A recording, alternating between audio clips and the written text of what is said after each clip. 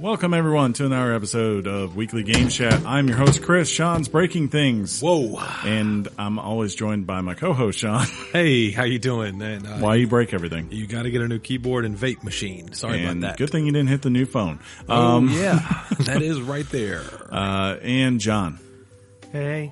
How you doing, buddy? A little late. Yeah? A little late. Yeah. A little late to what? Like the party in general or the hay? Well, I didn't know Live. we were recording until last minute you told me. Oh, yeah, because I go, John. Otherwise, I would have been not here. I just wanted your game face How did on. you not, so, okay. When I messaged you at, what was it?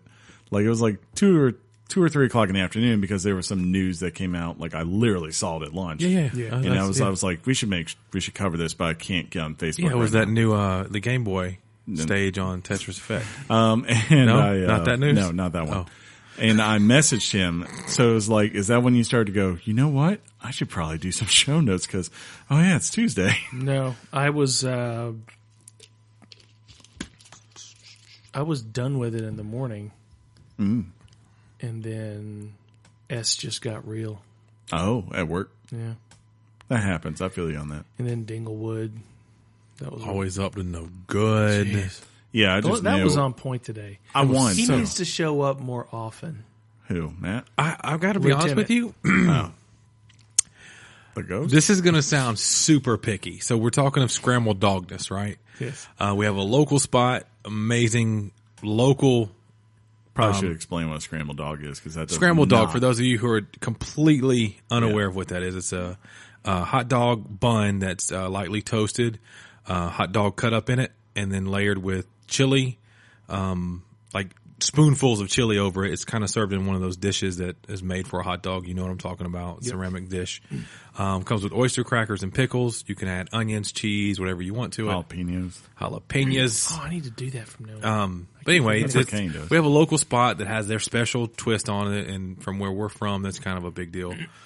Chris, from his part of the world, came down and didn't see the big to do about the actual hot dog in the scrambled dog. It's for a weird those- hot dog. Yeah, for those who are not from Columbus, it's a pink hot dog. Yeah. It is like the kind you would go and go like, we need 400 hot dogs, and I don't want to spend more than 25 cents on each hot dog. Yeah, this is what we're buying. It's not the best quality hot dog, No. and I found that if you actually bite said hot dog without chili and stuff around it, you kind of go, ooh. Yeah. But that's rare, and the whole thing it's just we look forward to going to it. And Chris has actually adopted to where he likes the chili. Yeah, chili's solid. That really is the highlight of the whole thing. Yeah. Anyway, today marked the 100th anniversary of this particular establishment being open.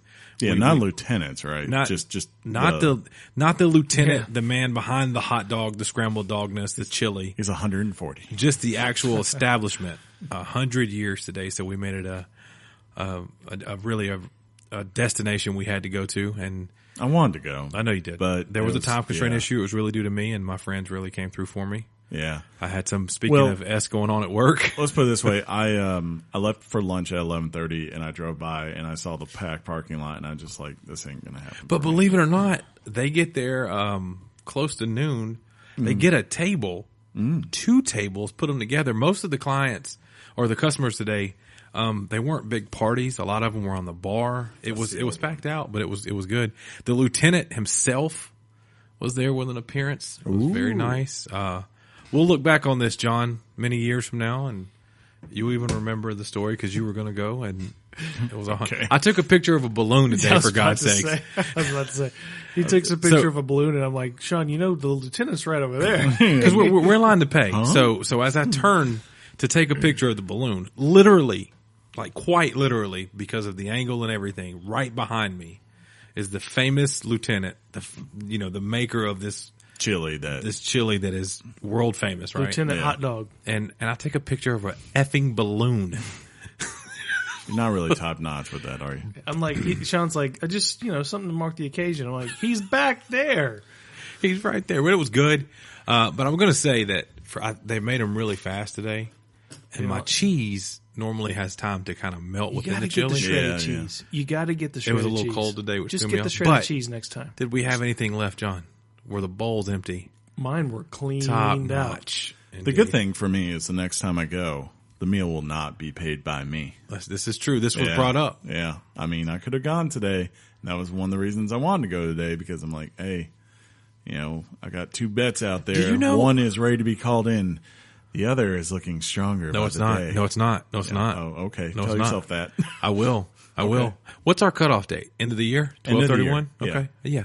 Well, how's it not looking strong? Don't worry about it. No. I'd like to hear this analysis. We got some things in motion. Okay. Yeah, you tell yourself. Do we? We got we do. Hey, we got this. The other one, it actually took a friend of the show, Ryan Leaf, aka Mike, about half the lunch to realize what you had said in our little conversation. Yeah. We thought because he kind of attacked you in it that you were just responding to that. But you were really replying to the okay. I thought I went back and forth, but because it's the lunch chat, because originally I was just going to say plus 34, which is where I think it's at right now. Yeah, that would have been enough. 34 what? Plus 34 for the bet. No, that's just for your bet with Mike. Yeah. But and he was plus 22, the minimum. Yeah. So that was fine. But I was like, no. I'll just say this instead because that gets the point across too. And he's done. Besides that, though, another good week of football. It was all right. Yeah. Apparently, Tua's playing Saturday. That's what Nikki says. So Tua, he's kind of had this knee thing going on, right? He's wearing a brace, and in this previous game, a Mississippi State player kind of does a dive at him. His helmet really hits his thigh, though. They said it was his quad area. I said thigh, but yeah. And Tua's rocking out. There's a video online, and it surfaced on like the Alabama football boards of people. And it's from the balcony of an apartment across from the practice field. Now they sign these like agreements that you will not record anything, send anything out about what we're doing. Somebody's just recording Tua on Monday. The team had observed Veterans Day and they weren't practicing, but Tua was out there in the rain, just doing things by himself. Some of the people joked that because somebody couldn't see the video, they say, well, what was he doing?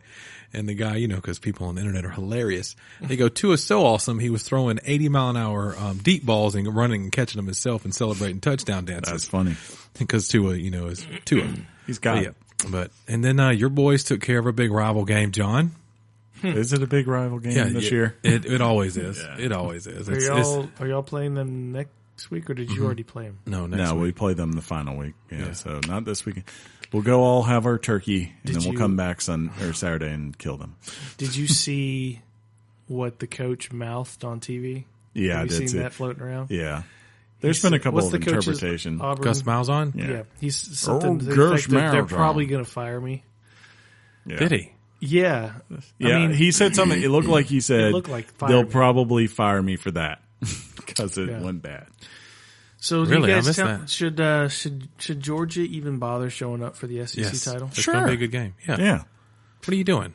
I really don't. Why are you trolling? I mean, I'm not trolling. I think you guys. John, you don't need to troll. Wow. I'll say if I'm already conceding. I mean, what happens? It's got to be a troll. What happens if Tua were to get injured, say very early on? I'm working on it. Yeah, it happens. And we saw that happen to Colt McCoy with Texas. Remember back in the national championship, he threw like 3. I would love. throws. Do you remember? Do you remember the backup came in and lit it up? He did for a little bit, and then finally Mark Ingram said, "Mm-mm." It wasn't. No. It was the defense that stood up. It was Mark Ingram who I'm wore him down. I need you to refresh your memory. The defense is always down, but Mark Ingram in the second half. That's when he threw up the iconic 2 hands with the A type thing. Yes. Yeah. Hey, and football happened, right? The Giants won a game. The Browns beat the Falcons. I like how Eli Manning's like, oh, you're going to draft a new quarterback, are you? Think you got the number 1 pick? Let me go mess that up real quick. It was, it's crazy because the wildfires are going in California, and before kickoff on that game last night, their air quality in the stadium went to like unhealthy. Yeah. What was it? LeBron was even saying when they were playing the Kings Saturday, like they were like, what? Did you guys have any problems tonight? He was like, yeah, the air in the arena was pretty much a factor for us because it was making people have to sit every couple of minutes because, breathing in smoke is not very good for your health when playing athletics. I don't know why they kept that game going. It's just weird. The wildfires, something on the news I read or saw, and it said this wildfire for this year was the worst ever. Yes, Yeah, it is the worst. 42 deaths. Yeah, That's I think they said insane. like it's already at the highest ever, right? In terms of damage. And there was some meteorologist I was watching the other day talking about it, and he basically was saying, and basically, I think it was like Wednesday or Thursday of this week, the exact same conditions that devastated that area the previous week were pretty much likely to form again. So there's a good chance it's going to be really bad this week too. So insane. thoughts and prayers to everyone out there. Yeah, Hope you all are safe. And you see a lot of people talk about the brave firefighters trying to really put it out, control it, and do all that stuff. Man, you got to tip your hat to those guys too. Yeah, that is not an easy job. I can't imagine. You guys check out. Speaking of real football, though, Hail Redskins. Well, no, not real football. I was going to say Tottenham won on a thriller, 1-0. Real football. And the derby between United and City We happened. stopped Fitzmagic. I mean, come on, dude. We stopped him. I And think- Mike Evans. I think the Gunners actually won a game, so we'll have old Nat the Gooner all happy about that. Yeah. I'm just saying, man. Real football. My big news, though, of the week is You got some big news? I do have some big news. One, I got a new phone. Two, though, I finished Red Dead You Redemption. did. Well, I got an IM. You're the Yeah. one. You're Yes. the guy. It only took 9 hours of epilogue, but I finished. What movie was that that Matt McConaughey was in where he went to space? Oh, Interstellar. Interstellar, and Yeah. he was gone for so long, and he came back, and everybody was old, and he was not. Yeah. That's what happened to you, dude. We're I like, left and I came back. we're an old 3 years older. prospector. Came back. And it was like, I love that movie. By I the mean, way, I'll be glad to. You can tell me all about it when we sit down to dinner after I win that bet. that's funny. That's cute. you have no idea. What if I told you that once again this week in the UK charts, the number one game remained unchanged? How come every time I bring up the UK charts with something, It's dismissed, right? It's always dismissed. Yeah. It's one thing. I'm waiting. I'm very much waiting for MPD. It's like, what if I told you that Call Because- of Duty always wins in the Japanese sales charts? Does that really mean that much when push comes to shove? Hey, 'Cause that's isn't, true. Isn't a push and a shove the same thing? Push comes to shove. If either one of those games, I can put. Let me, I'll come say- here. I'll show you. Okay. If either one of those games won the Japanese market, I would be amazed. Well, Call of Duty has been winning the Japanese. Do you know market. what's going to win it on, like Thursday or Friday? Pikachu. Pika Well, Pika. see, Shaun No. and I, in the Asian market, yeah, you're right. Yeah. Shaun and I stumbled across a couple of articles online that said for the month of October, for the Sony online store, Red Dead Redemption 2 was not the number one downloaded game. It was Call of Duty Black Ops 4. We're just giving you little That doesn't tidbits.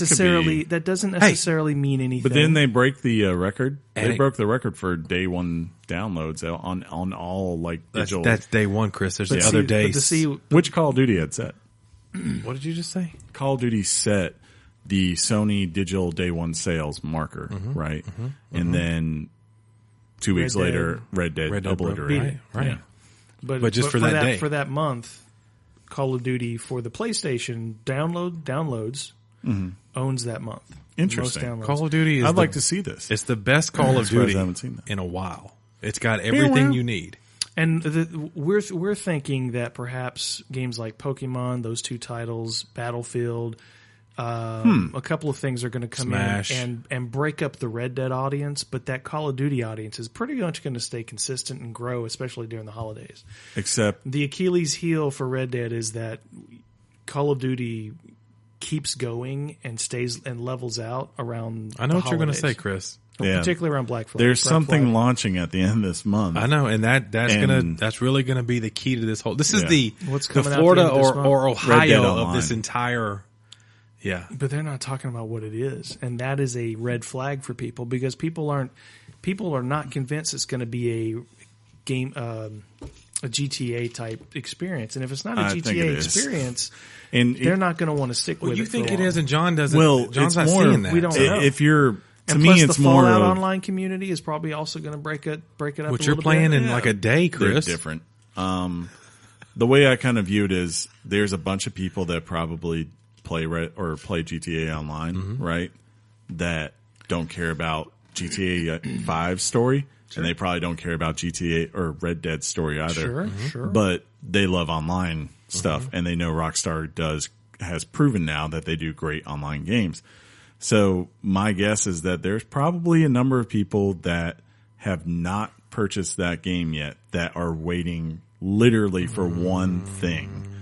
And it's, I don't know. Either way, I'm going to also we say have this. some numbers, and I would say we haven't heard any other numbers from a certain company. They're not sharing their numbers. Hey, so you know what dropped today? yeah.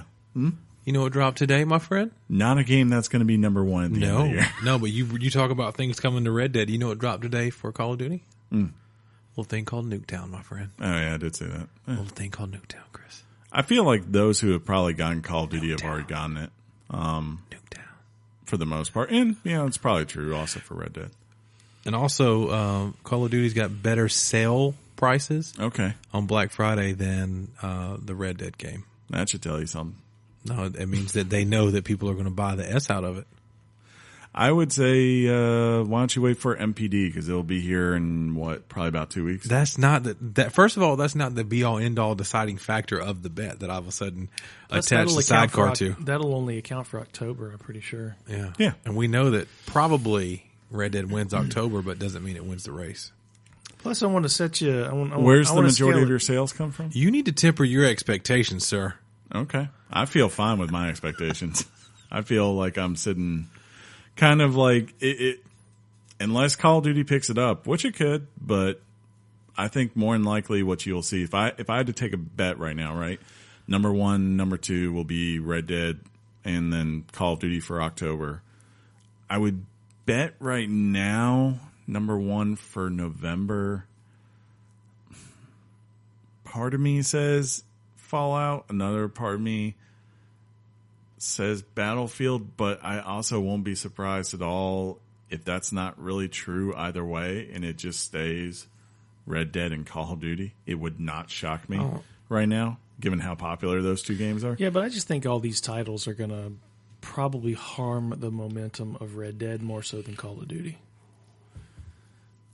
Particularly people who are playing Red Dead for that single player experience, they're going to gravitate towards a bunch of things coming out in November. And yeah, you mentioned the people who love like GTA Online and Red Dead Online only.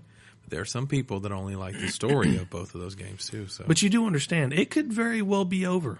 Yes, I think. But if I were you, I wouldn't pretend like it's over. Yeah, I would say right now I'm not saying it's over, but I would say I feel much more confident than I did prior to it coming out.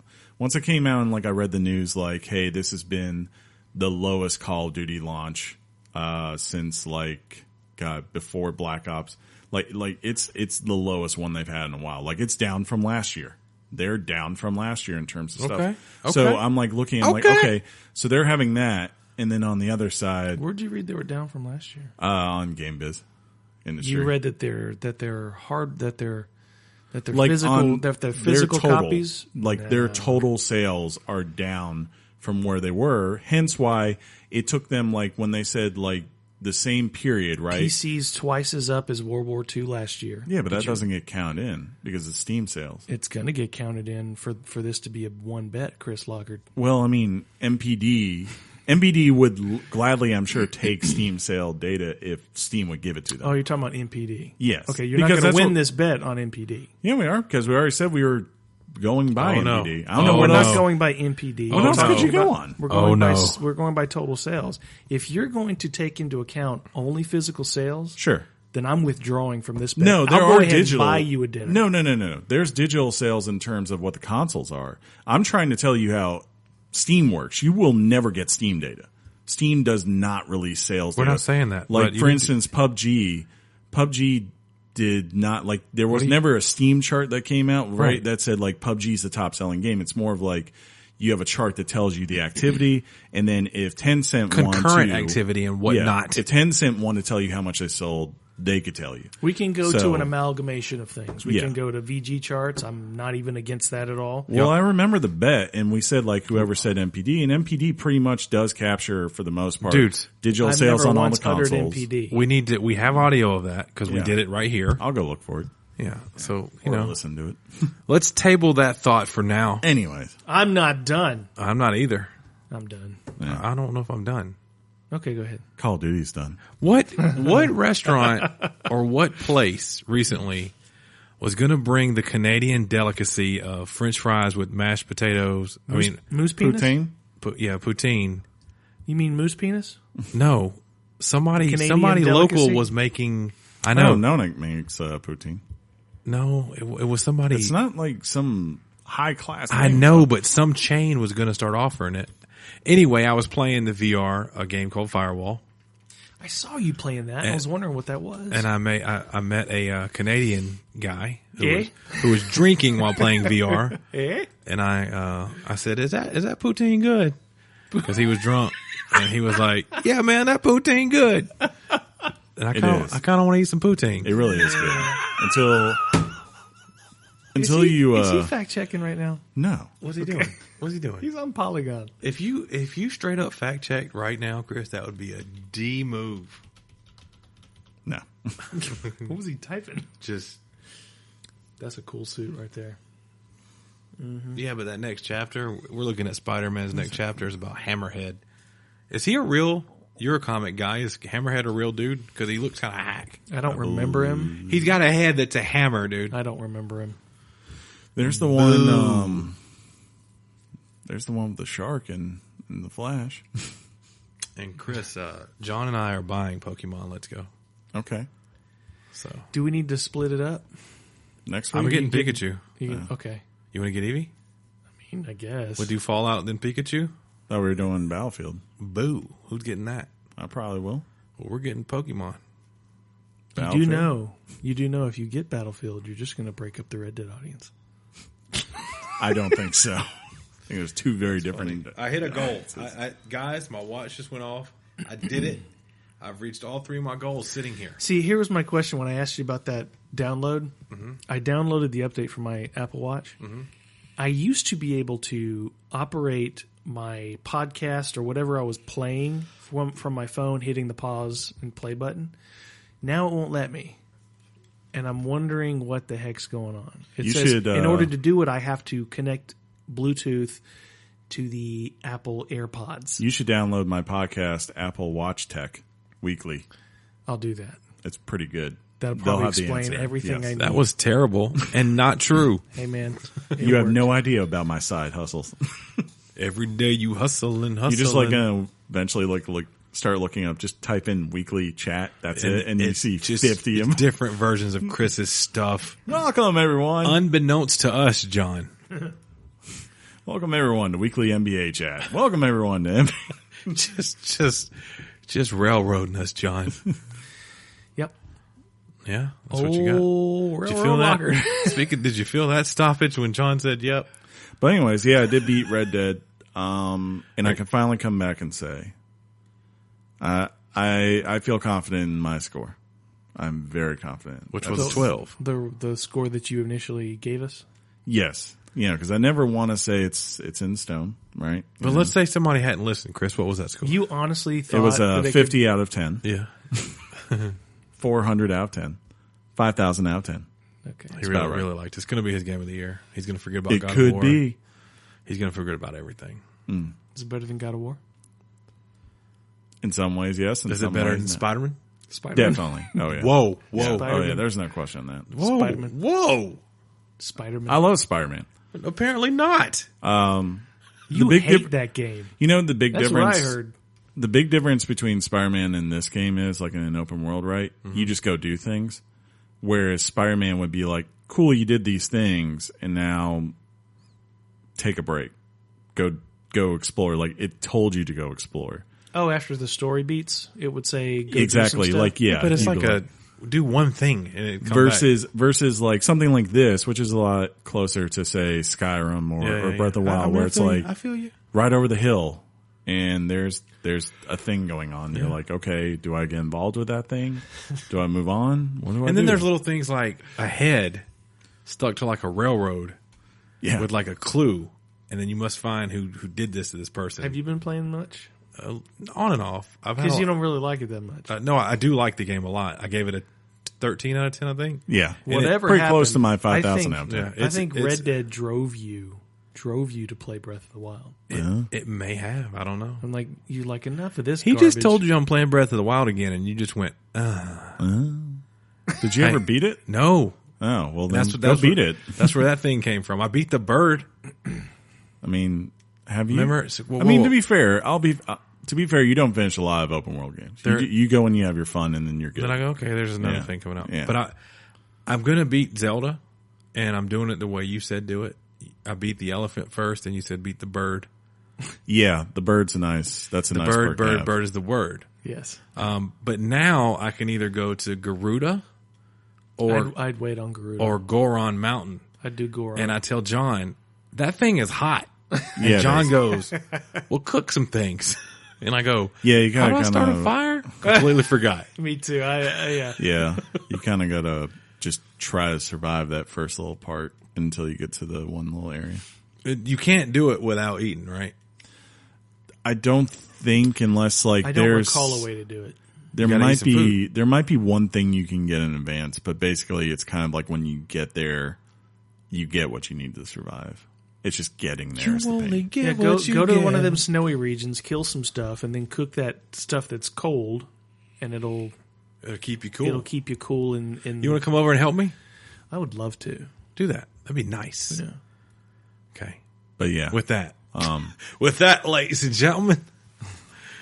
but yeah. Now I'm just riding around on my horsey, knowing I got to go to a wasteland. Probably not tomorrow. Probably Thursday. I'll go to the wasteland.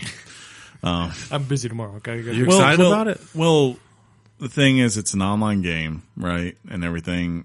I just know tomorrow is going to be hell.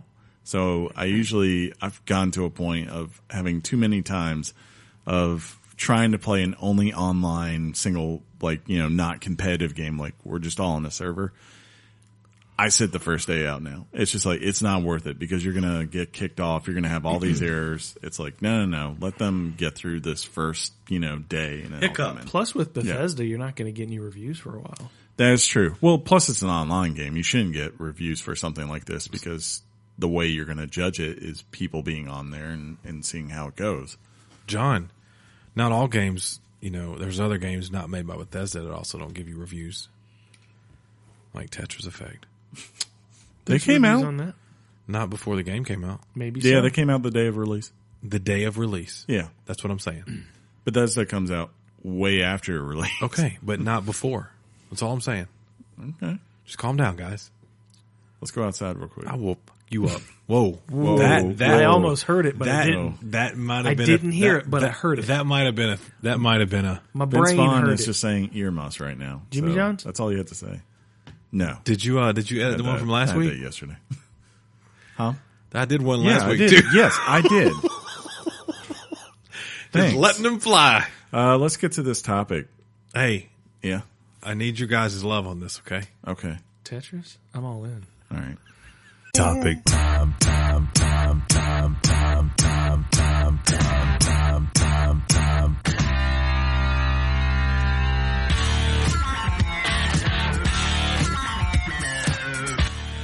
The topic is actually before we get to the topic, let's read what the topic ain't.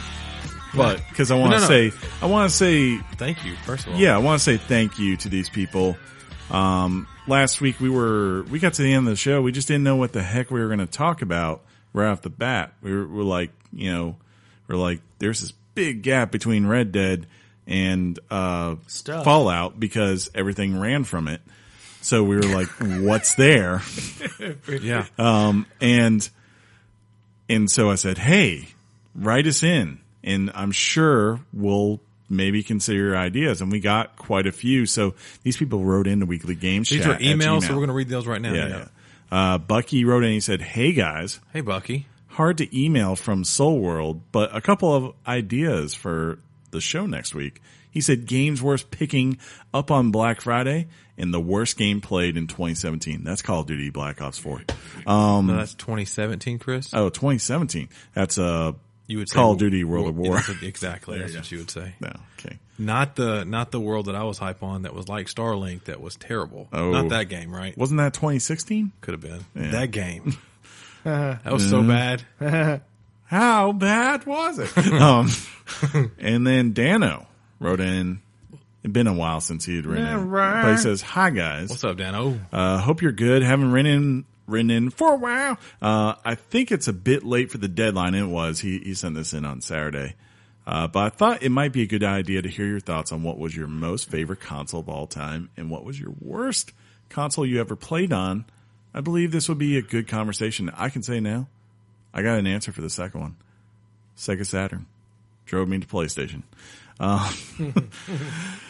Or maybe a top 10 worst consoles. I don't know if there is. I don't know if I can cover it. Yeah, that'd be a pretty in-depth list there, Dano. My worst console was my first Xbox 360 because it red ringed. Did it really? Screw that console. But you were so happy to get it back. I was. Yeah, see? But I just So said that that could- console was the worst console. You were like, all right, I can play some more. And you're like, Chris, let's play Modern Warfare. And I'm like, GTA 4 red ringed my Xbox, dude. a lot of power. Yeah. And then he says, thank you again, guys, for your podcast. They have brought a smile to me many times.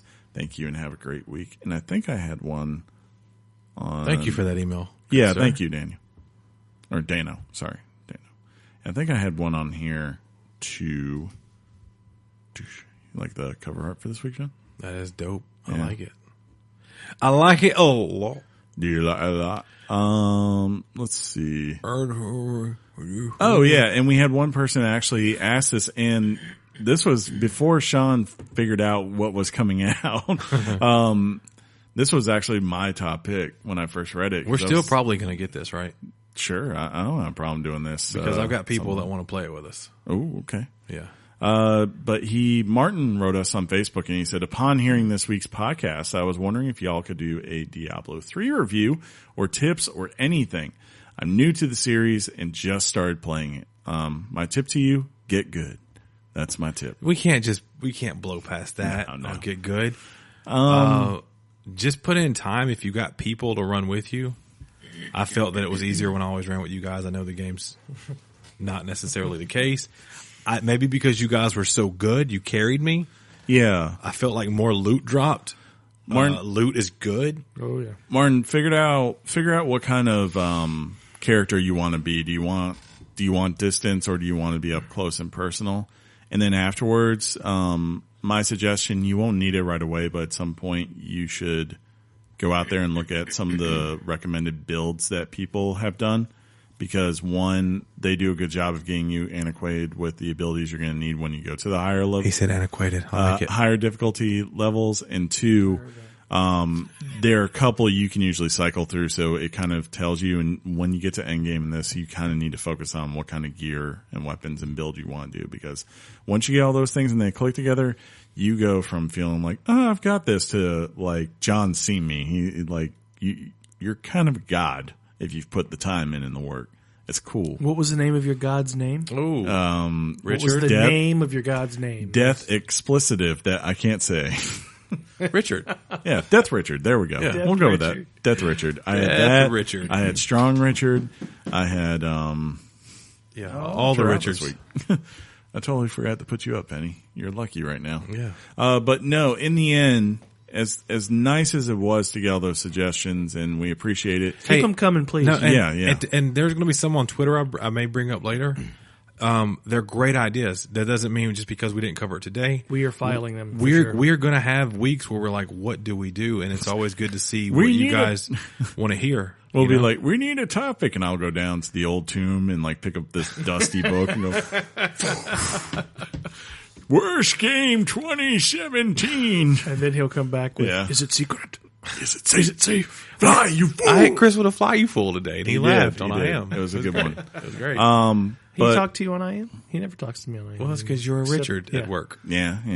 Well, Hey. usually I message him and then like I don't get a response for 4 Yeah, hours. because the S hits the fan, or Yeah. he's this and that. That's a good point. Yeah. Yeah. That's what he does. But in the end, those all got passed up because Shaun said, "Hey, Tetris Effect is out and I'm getting it." And I was like, "That's good," because I'd rather hear about that than us try to. I literally said that. We were kind of tabulating what to do, and I had mentioned that there was a couple of ideas floating, and I was going to get those up, and then I love floaters. I don't. I got them in my eyes. They suck.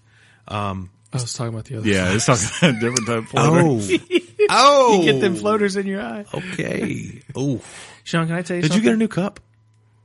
Yeah. Ish. Yeah. It's kind of like when somebody notices your haircut 2 weeks too late. Yeah, it happens. Yeah. Can I tell you a secret? Yeah. It's not a really secret, but You never something played Tetris? something you guys might not know. I might have told you, but I have a family member who was put in rehab Because of Tetris? because of Tetris. That's crazy. That is, I did not know that. That's for an an amazing addiction problem. That's an They amazing. became way too addicted to Tetris. You just set me up with an intro, and you don't even know and I'm it. talking about the original Game Boy. Yeah, you did. I was sad that I couldn't. Well, I was sad because I wanted to play this. Like when I Look at this, first John. first saw the trailer for this, This is nothing. I wanted to play this,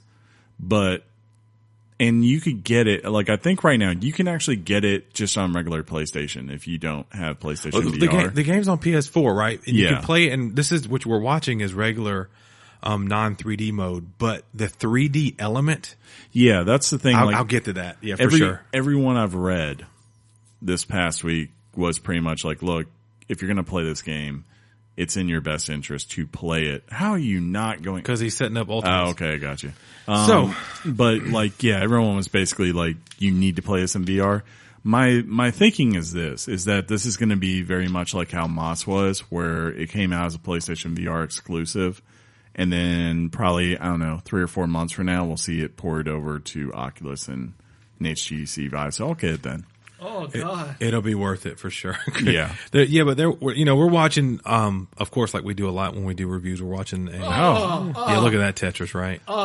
Amazing. And See, we're the thing watching is we a can't hear the 1989 Tetris expert play Tetris Effect for the first time.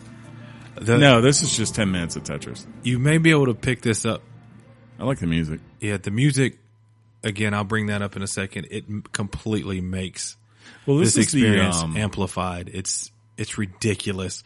It's a simple, it's Tetris, right? And you're like, it's Tetris. Everybody knows Tetris, but what they've been able to do with this particular game, John, you don't know how to imagine this, but what you just saw in VR is Oh, I'm sure it's crazy. ridiculous. I can already see it right now. So I'm just Tetris Effect, John, is a term also known as Tetris syndrome.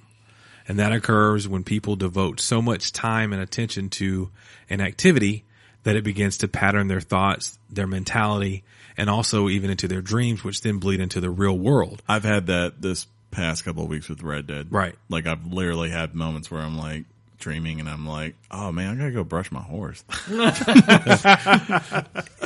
Even to the point where people find ways to do things like put boxes on shelves at work or organize maybe cans or something on their shelves. Who knows? Yeah.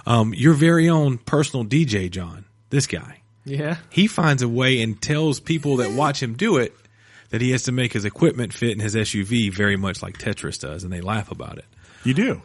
You got to turn Anyone this who's off. It's been in way a band- too pretty to watch. I'm You know, you distracted. can keep watching it. It's fine. It'll make me feel like I'm Anyone doing who's great. been in a band understands about having to find a way to make the car gear up.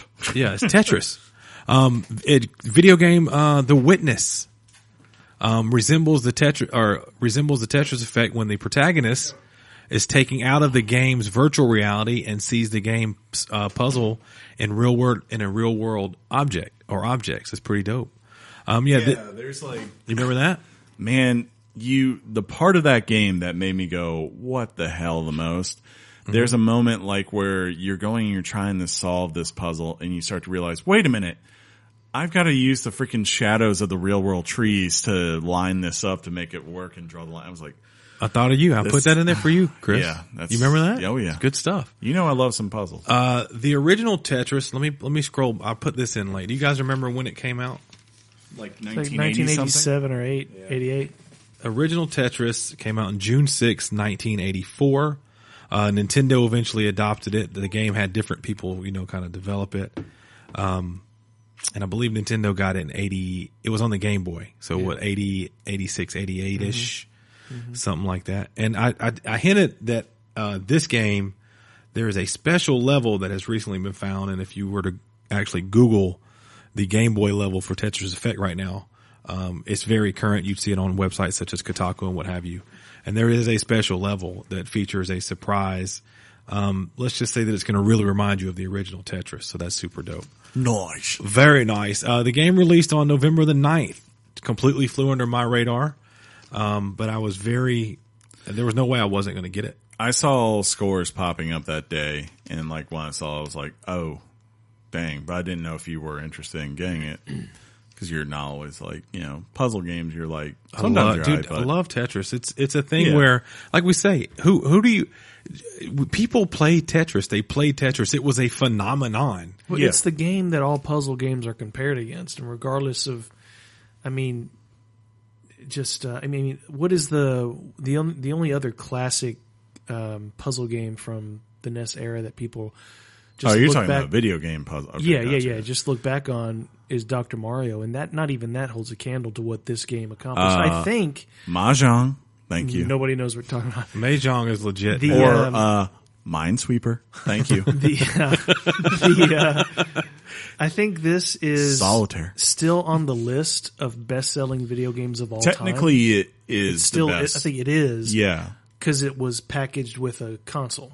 Well, that, and it's been packaged with so many PCs through the years, too, and that's been included. But, yeah, I think it's like, if you put everything together, most estimate that's sold over 150 million copies of the game between all their iterations and all that. But, yeah. Like, the only other games that are in its stratosphere are, of course, Super Mario Bros.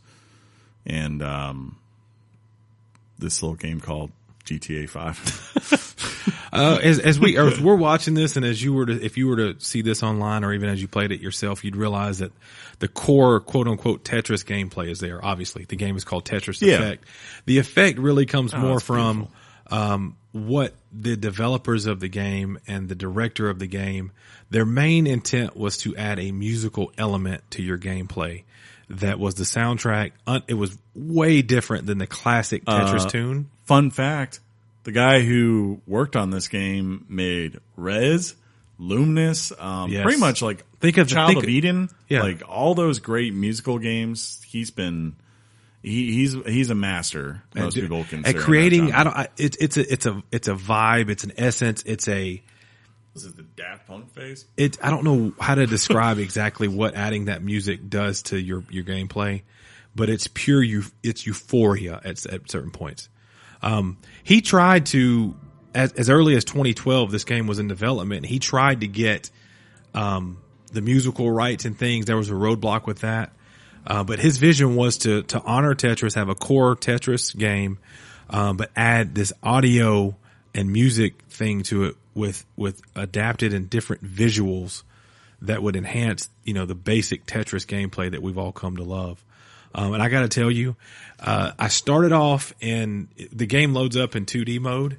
And you just push your touch pad if you have your VR headset on to switch it over to VR. I haven't turned it off. I tried to play the 2D version just to kind of have a comparison. And to me, the way to play the game, if you have a VR, is playing VR. Is through VR, because the colors come to life.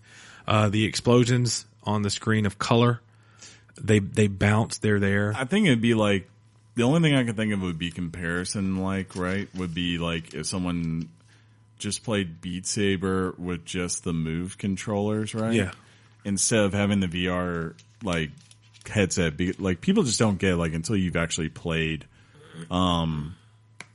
And I don't know if this is from the game or if this is just okay. Whoa! Oh, wow! No. Yeah, it does things as you're playing, and I'll get into it. One of the main modes is called the journey mode. That's kind of like the story mode, and you're going to go through different areas, zones like this. The music changes, the vibe of your experience changes, and they do really cool things.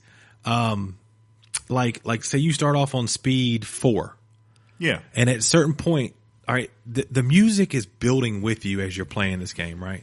And you're aware of that as a player. I found myself with my palms. I felt like sweaty. Palms got a little sweaty because I know this thing, like you're feeling it. This thing's building up. and then almost like a really good Did you dance go back track. to reality? Oops, there goes. Oops, there goes rabbit. But this drop almost happens, and then all of a sudden, instead of dropping at a 4 speed, which is kind of like a classic Tetris speed, we're going at like 10. So they're falling out the sky, and you're like, oh my God, but the music's picked up, and the lights have kind of started going. It's a crazy experience. As you're playing either Journey or just any other mode, they've added a new thing to this game. It's called the zone. And there's a button. If we get a graphic up, you'll be able to see it. It kind of houses to the left of your main Tetris screen. And when the zone fills up, it's a meter and it starts blinking. You're in essence, you stop time and you're able to get as many lines cleared as possible. And what that does is it really amps up your overall Tetris score. And after each level, you are kind of graded on how well you did with bonuses and lines.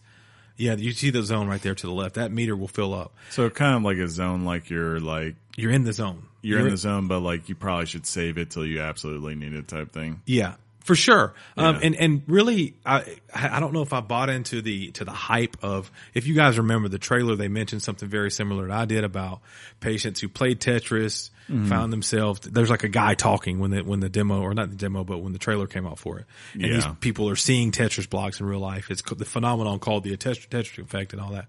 And I found myself during gameplay, look how fast it just dropped. You see how it's going from that? It'll do that in the game, and it's crazy. Not necessarily this fast, but it does show. Sometimes it'll start off at 10 or 12. Yeah. And you're like sitting there and the lines build up. You're like, oh my God, oh my God, oh my God, oh my God. And then it'll drop to 2. And the music, as you're listening, the music goes whoosh. Oh, that's cool. It's the way it does that is I've never felt any. You mentioned Res and Luminous and all that. Yeah. Those are close, but there's something about the way they do this. I don't know if it's the graphical approach. I don't know if it's Tetris. I don't know if it's the music. I don't know if it's the VR. Upside down worlds. Yeah, all that. So the zone is super, super cool. And you do want to, like Chris said, save that for that moment where you really want to clear up some lines. Most important question here. Are there leaderboards? Yes. Okay, good. There is an online community. Let me see if I can go forward in my Because I could see this, like, personally, as cool as this is and experiencing it, I think the thing that would keep me coming back to this, even if I wasn't playing in VR necessarily, right, which makes it great, is that at its core, it's still an arcade game. And, like, I remember Pac-Man Championship Edition and all that kind of stuff. Like, that really brought me back to that game in a way no one had done in, I don't know, decades. Because it was like, hey, there's this incentive to you to go out there and learn how to really play this game and learn the patterns of it, because you're competing against people even if you don't know them, and you're trying to consistently see how further you can go. So I could see that definitely being a part of this, like where even though maybe I only have my lunch break to play, right, I might not play in VR, learning those patterns and getting used to it and getting better and getting better. That could be really fun. The replay factor on some of these levels is so appealing. The main journey has 27 levels, that main journey mode. And of course you can go back and play those easy, regular, hard, whatever you want to do. But they have things like this special level that I call the jazz level, and I've seen it. It has a piano jazzy feel to it, and you'll read reviews online. They also mention this jazz level. You don't realize it, but as you're spinning your Tetris blocks, and as they come down and hit, you start to realize that the music is being created by your moves. Oh, that's cool. Quite literally. So that's super, super cool. And as you play and unlock things, you get new music that you're able to use in other modes of the game, which again, music is at the backbone and is really the heartbeat of this game, the way that music interacts with the gameplay. You mentioned the online stuff, and you start off with an avatar, and you do have like a level 1 rank. You're kind of a noob. Mm-hmm. And throughout playing and completing things such as the journey mode or completing timed casual play stuff, you earn XP, which does kind of build up your avatar's level. And your avatars are really you saw one here where they look spiritual kind of Zen-ish. Yeah, there was like a big whale and a big there was also a big manta ray. Yeah, they're to me they look like ghostly, heavenly, something to that effect. And basically what you see on your main screen is a big world. You pick your location of where you're at. In a world. And it shows very, very lit up on who's active, who's online, who's playing Tetris. And you'll see other avatars kind of float by. And I'm like a level, when I start off, I'm like a level 2, and like a level 40 comes by, and he's got a different avatar, and he's floating, and I go, wonder how long that takes. I played this game solid, and I got to maybe a level 6, and I was like, wow, that must be like a Tetris G. Tetris G. They've got, speaking of the avatars, they have these things called weekend rituals. Hi, Jonathan. Tetris G. How you doing, Tetris G? And these weekend rituals, guess what, John? What? Only happen on the weekend. That makes sense. How does that work? Are you sure it's not when the weekend shows up and he sings his songs? That's funny. Sorry. The weekend rituals are these special events that happen, and if you take place in them, you have a chance to earn things like special avatars that you'll only be able to get for that weekend ritual, which is pretty cool. There's also an effect mode, and that basically is how aside from Journey, it's how do you feel like playing the game today? At Tetris, sometimes you just want to put it on and play. Maybe you just want to clear 100 lines. Maybe you just want to do a time trial. Who knows what you want? But there's 4 different categories. They're called relaxed, focused, classic, and adventurous, and they're all kind of self-explanatory.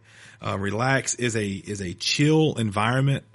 Your main objective is to clear 150 lines at your own pace. You actually get to set, I believe, the speed of what you want to do. This is the zone mode. You see how it blacks out? And as you clear the lines, they add them for you. And that's tight. That is tight. And then in a minute, once your zone runs out, boom, they're gone, and you get this huge bonus. Super dope. He got a Deca Hexatorus or whatever that was. There's no penalty in the relax mode that I was talking about, but if you do get to the top and kind of wipe out, the level does kind of reset itself, but there's really no other penalty. The focus mode is a concentration on a particular type of gameplay. The director of the game calls it a chance for the players to, quote, energize themselves. And that mode, for example, will require you to only clear specific shapes, maybe only T shapes or the L shapes or something like that only. So you can imagine trying to navigate this board and only try to clear those shapes. That'd be pretty crazy, right? Mm. The adventurous mode is more fun. It has an example of it includes a countdown mode where eye blocks would come down, and those eye blocks are going to have designated places they go. And it's your job to then build your Tetris blocks around those to get your lines cleared, which is pretty fun. And the last, Adventure also has a mode called Mystery, and you don't know what's coming down. It could be 2 L's, 3 T's, and 5 I's, and they all fall at one time, and you got to like figure everything out, which is crazy. Nope. How's that sound? And that's a fun, when you have your friends on, like if you came over, I'd put it on that mode real quick and try to just see you react to that. Okay. So that'd be super, super fun. As you see it, guys, you see the visuals, right? They're freaking amazing. It's very hypnotic to watch. And you feel that sense. You feel like you almost get in a trance when you play it. The colors are so bright. They're so vibrant. They're beautiful. And if you find yourself paying attention to the things around you, which again, you tend to zone in on the Tetris board, you can see some really pretty things. There's a level, that I remember where the music built up to a point to where when it hit that drop and that aha moment, I was floating amongst hot air balloons, and it was a sensation. It was very cool. Ladies and gentlemen, I wish you could see what he did with his arms when he said sensation. I did a thing. I just did it again, John. Yeah, I'm happy right now. I cannot stress enough that if you like Tetris, you probably already have this game or you're planning on getting it. And you're in rehab. Yeah. I did. I don't want to say I felt like I could be in rehab, John, but as I was playing, I did feel like I wondered if I was going into the Tetris Effect mode, because when I quit playing, I couldn't wait to start playing again. Like if I stopped to get food or I took care of something or whatever. If I had left the house, I'm going, I got to get back. And like tonight, I want to go back home and at least put an hour or so into Tetris because it's that fun. It's $39.99. There was a special if you were lucky enough to get it on the PlayStation Store running up till its release where it was like. It is a little pricey though. Considering what you get in it, I feel like it's a fair price. It's anything about more average for a VR? Anything more? Like there are VR games like Moss that cost $39. Moss was a shorter game. Like the made for VR games tend to be a little shorter, even though they're coming out a little bit, with better stuff. Firewall, for example, is a $39.99 game, but that game's going to give you a ton of replay because it's a 4v4 online shooter. 4v4 me, bro. Yeah, Tetris you're gonna want to play it over and over and over and over again. It's got this value to it. If you were to look at Metacritic right now today, the last I looked, the Metacritic score by was 89. The user score was a 7.4, and I went, why is that? And I think there was some troll guy. Yeah, there's always trolls on Metacritic. He gave it a 3. I don't know. I feel like it's a must-own for the PlayStation VR. I feel like if you are just a PlayStation user without the VR, I think you would enjoy this title. I would recommend you buying it, of course, if you had the funds. But if you felt like $39 was a little too high, maybe you catch it on a Black Friday sale or something like that. I think you definitely need to have it in your library. It's a fun go-to. I'm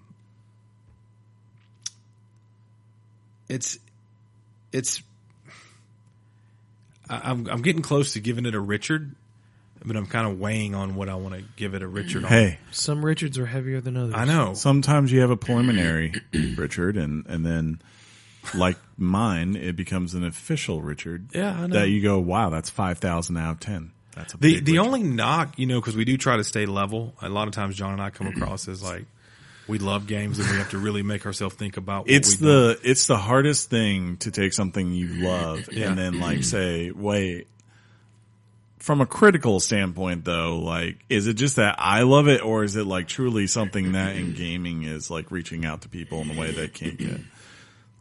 Speak your truth, Shaun. Eurogamer, or you're like Shaun, or I'm sorry, like John. You're just like, oh, it's Assassin's Creed 10.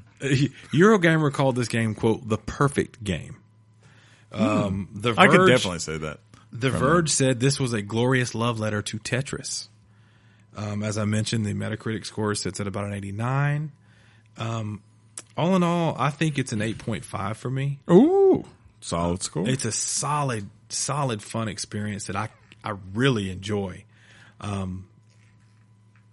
It's got amazing music, and I think for me, I know I was thinking of Chris playing this game, and I know Chris is going to love this game when he gets it. Yeah, like I said, I just haven't gotten around to getting a PSVR yet. Maybe at some point it will happen, but my bank right now is telling me, hey, if you just wait for probably 2 or 3 months, it will come to Oculus, and that's fine by me, because I don't know if you know this, there's like 5 billion things to play right now. So, and also, to be fair, the PlayStation VR, I don't know if we've mentioned this, but if you guys check out anything about Black Friday, that thing's going to be on sale for at least $100 off. Oh, really? For a lot of these bundles. It's $300 right now? It's $299. So you'll get a basic bundle. You'll have yourself a headset with the camera for like $199 or something like that. And some of the bundles are coming with games for like $240 or something. It's a really a good time to buy VR. I was thinking about as many games as I have on it now, and they're all really good games. You still look like that when you have a VR on, John, which is crazy. That guy, he looks a little bit slimmer than I do when I play this game, because it shows you the picture of it says is your surroundings clear, and then you look at yourself and you go, I am a hot mess. I'm a grown man sitting like this with this thing on my head playing this game. But as I'm watching these videos, I'm seeing some stuff where these guys they're building up really big, and then waiting for that big drop on the right or on one side of an eye. I said a knock on it. Sometimes the visuals in VR mode, and I'm not sure if it'll do it in 2D mode. I doubt it. When you do something phenomenal, like to have the tetranomical effect that guy had, the things will kind of come at you, and for a minute you can't see the board. Oh, yeah. And things are still dropping. And that thing could happen during the moment of, oh my God, things are dropping at 12, which means you have to just adjust to where it drops fast. Like you don't have time to do anything. And that kind of can put you in a funk and put you in a bad spot. But Tetris is fun. It's a classic. In 2007, IGN said it was the number 2 game of all time. Ooh. On their list. I don't know if how accurate that is now, but it's legit, man. Go buy it. I endorse it, which means this podcast endorses it. And these knuckleheads haven't stopped watching the video. It's crazy. It's addictive. I can see why I would end up in. I don't it's think my kind of game for sure. I'd end up in Bellevue. Dude, yeah, and you know, with Beat Saber coming out to the VR soon, this was kind of my. Is Beat Saber not out on PSVR yet? Not yet. I think it comes out in the beginning of the year. Huh. Remember, it was announced that it was coming, but you can't buy it yet. Oh, that game's the jam. I love that game. Yeah, it's dope. That's one of the few we got before you. Yeah, and I mean, check it, dude. It's crazy that I've got a chance to kind of review 2 VR games here recently with Astrobot and this, and those are both solid, man. So it's dope. Thank you guys for giving me the floor. I hope I entertained you with knowledge. Yeah. I mean, it was all right. It was good. Did you Richard it yet? Yeah, I gave it an 8.5. Way to dial in. Huh? Kidding. Any questions for me? Any thoughts? You asked him. As No. I think Yeah, you I have kinda hit one. I have one. What is Tetris? That's funny. It's a Russian word. Mm-hmm. That's all I'm going to say on it. You took my thunder. Did I? Mm-hmm. How did I do that? It's Russian. Tetris is Russian. Oh, yeah, I took your thunder. Yeah. I don't know what the word means. I can't. Blocks? Maybe it's Russian for blocks. I think it means blocks. It means communism. Oh, Is that what you tell yourself? is that why you didn't buy this game, John? Well, Hot off the press and straight to your ears. Weekly Games Chat presents the news. we totally didn't just have the recording get cut off. That didn't happen. No, what are you talking about, No, Chris? I don't know what it was. What are It you was a talking about? perfect natural ending. Natural and everything, man. I didn't. My foot. didn't hit a Natural and wire. everything, man. Natural and everything, man. I prefer natural. Wait, what does that mean? I feel like that's got a different meaning. Double entendre. Yeah. Anyways, first up. Wait, that's Wait, not. Yeah, no, you need to I go don't on do up. that anymore. Wait. Yeah. Topic of the week was Tetris Effect. John, did you lead off last week or I did I? think I did. You guys never remember this. That's It's because Look, we enjoy it so much. that's It's the not about bit. that. That's I'm the going to bit. take a permanent marker. That's the bit. That's what I do. It's the thing. I'm going to take a permanent marker starting this week. I'm going to mark whoever goes first on the hand. Because- You're not allowed to take a bath with that hand for like a whole week. And then you come back here and we'll be like, he went first last week. All right, now Can you we brush just it get a off and I'll sticker mark book him. and I get stars and he gets like whatever thing? No, other we've than already stars? moved on to the markers. That's good. Okay, that's no problem. Rockstar shipped 17 million. 17 million of what, you might ask yourself? As of November 7, Rockstar has officially shipped 17 million copies of Red Dead 2 since its October 26th release date. According to the financial report, this number represents, quote, sold in copies of Red Dead 2, meaning they have been purchased by retailers, but not necessarily sold to consumers. It was also revealed that Red Dead 2 sold in more units in the first 8 days than they originally did in 8 years. Yeah. That's kind of crazy. The original, yes. That, if you were wondering, and you thought this to yourself, yes, that is yet another monster milestone with no sign of slowing down this Red Dead 2, I tell you. So, Chris, what do you think the actual number is?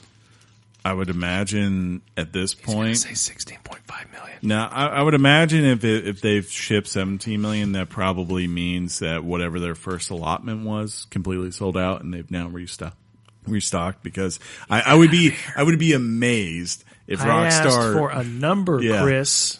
Well, I don't know. I mean, we know from the first day that what they're saying. Like that first weekend, it was projected to be something like 11 to 12 million copies. So I guess it's possible it's 15 million already. The estimation was 10 million. That was your estimation. I read a different article. No, I I read the article that said 10 million. That's what. over 10 million, and then most said probably 11 to 12.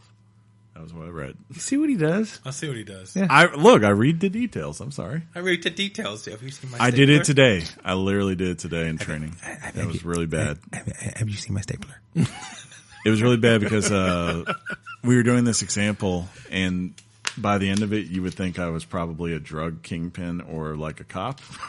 Yeah. Because I was sitting there tracking timelines of people's calls. And be like, well, what he's doing here. And everyone's like just walking like, how's he know that? It was really weird. Anyways. But yeah, that doesn't shock me. Like I said, it was the first one's a hit. It sold 15 million. I would imagine if you have a game that was that highly beloved the first time and then you have something like GTA 5 happen, usually it means your next thing gets a really nice bump. So I think they're probably on their way to selling. I know Take-Two upgraded their projections for the year, and I would say more than likely it easily sells over 20 million by the end of this year. It would shock me if it didn't. You know who's going to be shocked? We got a friend who this made me sad when I read this. Yeah, who usually when he buys a game buys a strategy guide, John. Yeah, that's true. And speaking of that strategy guide, what are you going to say, John? Prima Games They make strategy guides. is making their exit. Aww. What? Yeah. According to many reports, Prima Games, the longtime maker of video game strategy guides. I mean, can you name another company that does this?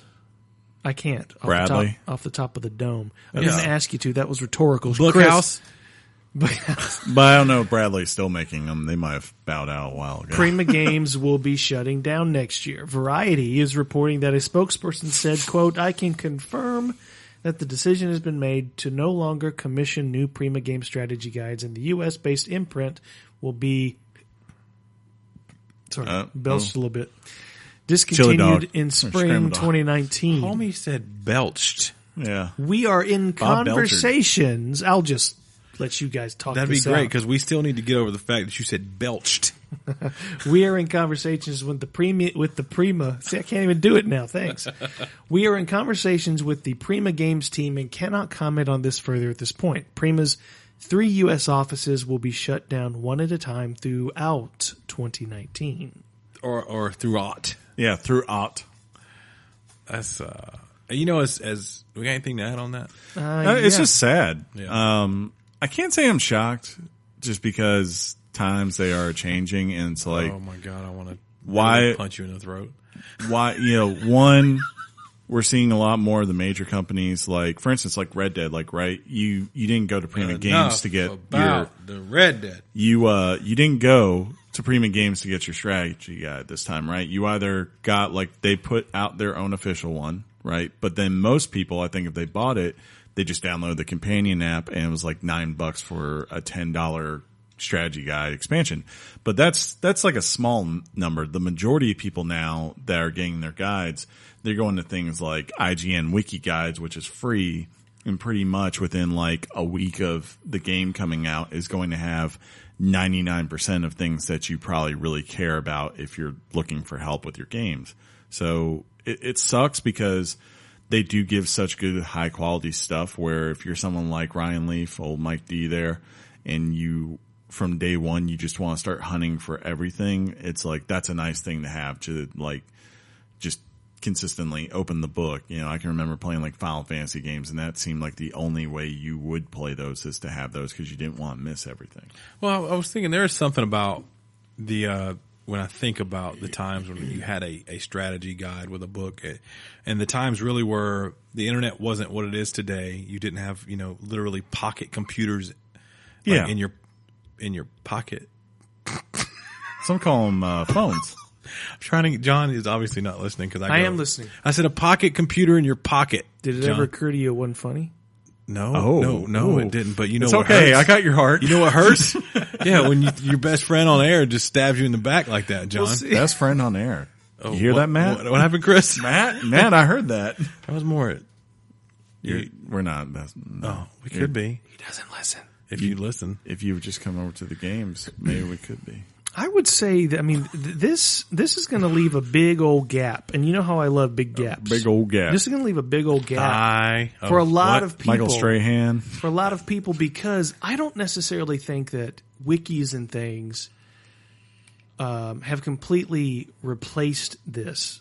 It's just a matter. Look, for example, there are certain games that I play that I go to the wiki on, and they just haven't really filled in certain information because, quite frankly, people stop playing it.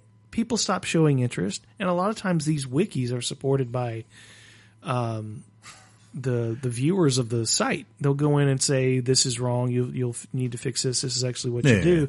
But sometimes I'll go into a game and there's just a whole gap of information. There's that gap thing again that it just doesn't cover. For example, I was religiously consulting the Breath of the Wild map to make sure I was getting all the shrines I had missed. And They got one of those? And the Prima Game Guide came with a pull-out map. Yeah. And you know how I love Pullouts. pullouts. I never, so I missed that completely. I mean, you can do that. You can do that by accessing it, something like that on your phone or on your laptop, but you still have this clunky device sitting next to your chair while you're doing that, or you're constantly logging back into your phone, unlocking the screen, having to do all the one or two steps, when instead I've got this map, pop, there it is, I see it. I agree. I don't know. It's just it's not the technology that has replaced Prima and strategy guides like it is not a full on full replacement for it. But, and that's a shame. But like Chris said, with all that stuff out there, publication type strategy guides just cannot compete. And they tried, and they did a darn good job for many years because they would release special editions. Sure. There's one for Assassin's Creed Odyssey that Ubisoft just announced a week ago from Prima that's coming out. It's a huge, beautiful set. I've got a Prima game set for every major Legend of Zelda game from the beginning all the way to Breath of the Wild. Skyward Sword. Well, yeah, I think and it comes in a little magical treasure chest like they have in the game. There's another component. They really did a good job for years. There's another component we're probably forgetting. It's just that, I mean, this is being honest, like, even whereas I think our generation is probably going to the wikis and all that because that's how we would rather look at a lot of stuff.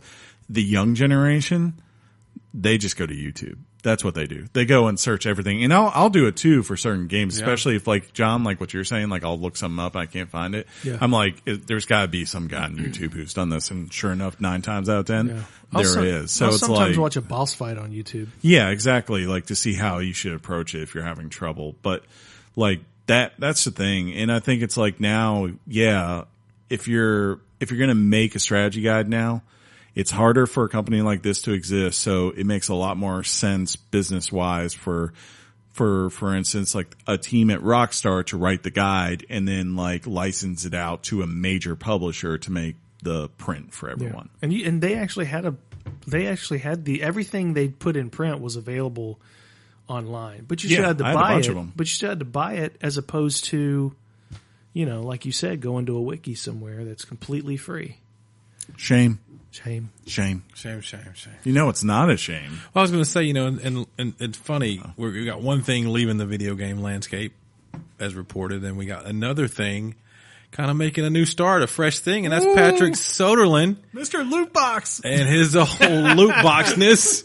He's opening a new game studio. That's right, Embark I Studios. wish you would have called it Lootbox. Oh, Lootbox Studios. No, Embark Studios. He could have called it like some Swedish name. Lootbox. It's the latest studio created and founded by Patrick Soderlund. He is joined by former DICE dev. John Dev is short for Johan Anderson. That's my favorite name, I think, ever. Johan. The new studio has secured an investment from Japanese and Korean publisher of PC and mobile titles, Nexon. Nexon will act as both an investor and publisher to the studio. Ooh. Quote, at EA, I was always very close to the game making, as much as I could give, given the job I had. This is a way for me to get much closer, to get back to actually making games and designing stuff and building things on my own, end quote. Yeah, I'm happy for him. I definitely think it's like you have a lot of these people that go through this life cycle. Like they're in charge of this studio that does this one thing, and they're very much therefore very hands-on, right? Because that studio is their lifeblood. And then that studio gets bought out by a major corporation, and because of their success, they generally end up getting promoted, right? So Patrick Soderlund went from being the guy who ran DICE to instead being the guy who's running EA Games for the most part. And as such, you get more and more distant from the thing you actually really do care about. So I could definitely see this makes a lot of sense where it's like, hey, me and this other guy from DICE who I have a really good relationship Johan! let's go make something that we want to make now. We know all these other things about making games and distributing and all that maybe we didn't know before we went to EA. Now we know them. So let's see if we can make something that we really want to make as opposed to maybe what the company wants to make. Yeah, and John, you should really make it to where now I only can call you Johan. Johan. You can call me anything you want, baby. Oh. All right. Yeah. Speaking of anything I want. What? This would be like, next week, Shaun and Pig. This is more of a public service announcement. Shaun, that would be PSA. What? Yeah. Okay. So I just wanted to let everybody know that Turf Wars, the second DLC for Marvel's Spider-Man, Spider-Man. potential game of the year on my list, Yes, Definitely has on a my release list. date. Has a release date of November 20th. The description reads: Buttheads. Oh, sorry, I went into that wrong. Buttheads with Hammerhead So you get it? in the new DLC, Because Butthead. The City That Never Sleeps, Turf Wars. Available November 20th in the PlayStation Store. Because Beavis and Butthead, Chris. I'd like to turn it over to my co-hosts for comments because they're going to comment anyway. That's just what they do. I don't even think they heard me read this. What happened? Now you know how it feels. Now after 2 years, you know. I'm done. Yeah, I can't wait to play this. It's probably not going to be till next year, but Yeah. it's one of those things. I'm like, You're not going to fall out. it doesn't even matter though, because even if I didn't, Does it? then I'm going to Battlefield, and as soon as I get done with Battlefield, I get 1 week, and I get the doubleheader of Just Cause 4 and that Smash this year? Bros. Yeah, they're both December 7th. Dude, you don't need to get Battlefield. Don't get Battlefield. Why are you hating on Battlefield? We're getting a Pokemon title. John needs me to buy Battlefield to help prove his point that Battlefield's going to survive. We're going to get so many listeners That's right. from our Pokemon. That's pretty much right. Our Pokemon episode, dude. It's going to be out of this Oh, world. so we're actually doing this? Oh, okay. You don't want to be Let's Go Eevee? What, we had a pact. Look here, Ryan. Dude, Pikachu is going to be on my shoulder. No, And we're taking out Look things. here, Ryan Dude, Reynolds. you get the thing. This Pokemon You get the ball that you get to throw at your has Switch. piqued my interest. I'm not getting the Pokeball. What? You heard what I Lame. said. But on Nintendo Treehouse, that's how they played the game. So that means that's how I got to play the game. I'll be quiet. Yeah, there's a. That's still not a traditional Pokemon. Shut up! What are you doing? We're doing the thing. And speaking of keeping quiet, There's a new PS4 Pro. Penny's not keeping quiet. There's a new PS4 Pro. what's the details? Sony has released an updated version of the PlayStation 4 Pro. The catch is they never officially announced it. Dun dun dun. This new model runs a few decibels quieter than a previously updated version Sony released in 2017. God, I hope I got that one. I run a few decibels lower than my co-hosts. So, for the record, the original one was like, Yeah, and then- apparently the new one's like, yeah. So that updated in 2017 ran quieter than the 2016, which was, I guess, louder. yeah, there ain't no question on that. Well, no, the Pro, not the just PS, the Pro. Man, when I was playing NBA 2K18 on that thing, or 17 last year on that thing, you would think it was Did you going get to a new die. PS4 Pro? Oh yeah, I got a Pro. Yeah, but did you get? They're talking about. No, I haven't gotten the newest one, but like what I'm saying is, Do you the know what Pro, you're saying? The Pro that's been out, Yeah. runs like a freaking jet engine. Yeah. Okay. I hope the new one's good because that's the one thing there was this period where I wasn't playing my Xbox One X just because mainly the only things that were coming out, they were things we were playing together or they were exclusive to Sony. And, going back to that, it's like, wait a minute. there's You're no so noise. quiet. Yeah. You're so quiet. Are you okay? It's like my PC. Why are you so quiet? Well, if you're sitting there and you're a consumer and you're like, well, how can I identify the new version? How can you? They've Sean? told me there's a new version, but how do I know? Well, How will I know if he really loves No, I love that song, but no. Right? You look at the front of the package and you'll see something that says Cuss 7200. It'll say Cuss 7200. No, now I don't know what it says. CUH-7200. That's the model number, and that will be the newest PS4 Pro if you happen to care about that. If you see the previous one and they try to sell it to you for the same price as the new one, you go, excuse me, this model number, the Cuss 7200. This should be at least $50 cheaper. Yeah, let me talk to you because the Cuss 7199 is louder. Exactly. Mm-hmm. Yeah, we're not stopping on PlayStation news, by the way. Oh, we're not? No. Well, let's continue. PlayStation Now, which none of us have. No. None of us have. No. It's funny when you read that as PlayStation Now is instead of PlayStation Now. PlayStation Now is popular. Yeah, it's been popular. This surprised me. In terms of revenue, PlayStation Now was the most popular game subscription service available in terms of money earned. The service earned $143 million in 2018, according to Super Data Research, which is the greatest research of all time. PlayStation Now makes up, get this, 52% of the game subscription market share, beating out the different versions such as EA Access at 33% and Xbox Games Pass at 15%. Now here's why it surprised me. Is this a kicker? Well, it's not a kicker, but here's why it surprised me. Games Pass gets the most exposure, in my opinion. It's also of any of the. I mean, it's been around a while. It's been out for about 1 year. That's what I mean by a while. And to this day, it still gets exposure. It still gets talked about. PlayStation Now never gets talked about in the games media. Well, because everybody, if you'd have asked anybody who keeps up with games media or games news, you think this was a dud and they're waiting for an excuse to iterate or get rid of it. No, I think it's more. Seriously. Don't act like you're not surprised. I'm not surprised, one, because he's surprised. I'm not surprised, one, because look, I already knew this. The analytical data said blah, blah, blah, blah. Well, I mean, if I could say, there's 143. I said, well, there's 80 million PlayStations, there's that going on. Two, it's PlayStation 3 games. It's not PlayStation. I think they just now added PlayStation 4, if I recall. So it's like you're seeing a difference. Like EA Access, right? EA Access, you're not buying into something to get. It's a premium service, basically, right? You have to be a dedicated EA fanboy to be subscribing to that. I don't see why. Xbox Game Pass, I think, is more of like where they're looking at is, hey, we're building something for the future. And that's this should tell you why they're doing it, because you go. But the reason this should be a surprise, the reason I take it as a surprise is for PlayStation Now, this is not a game you download. It's a game you stream. And if we know a lot about people's internet connections in this country, they're not all reliable. Yeah. Now, luckily, with my 500 gigabytes per second, oh, how the times have changed! I can do this now, and I've considered doing it.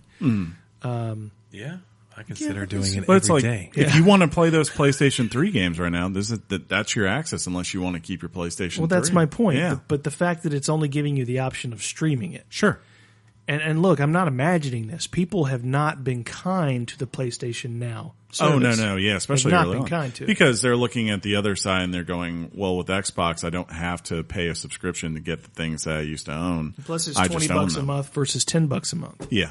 I think the bigger thing is, look, both these guys have pretty much indicated, especially Xbox, and there's some news later that seems to keep hinting that's where they're going towards.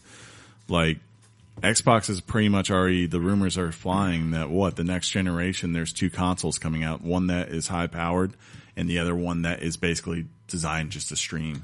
And because that's what people, if you're telling me I don't have to download or wait or anything and I have no input lag and I just hit a button, I play the thing I want to play and I pay you $10 a month, why the hell wouldn't you want to do that, right? Because you already do it on so many other services. He says hell a lot. He does. We should say hell more too.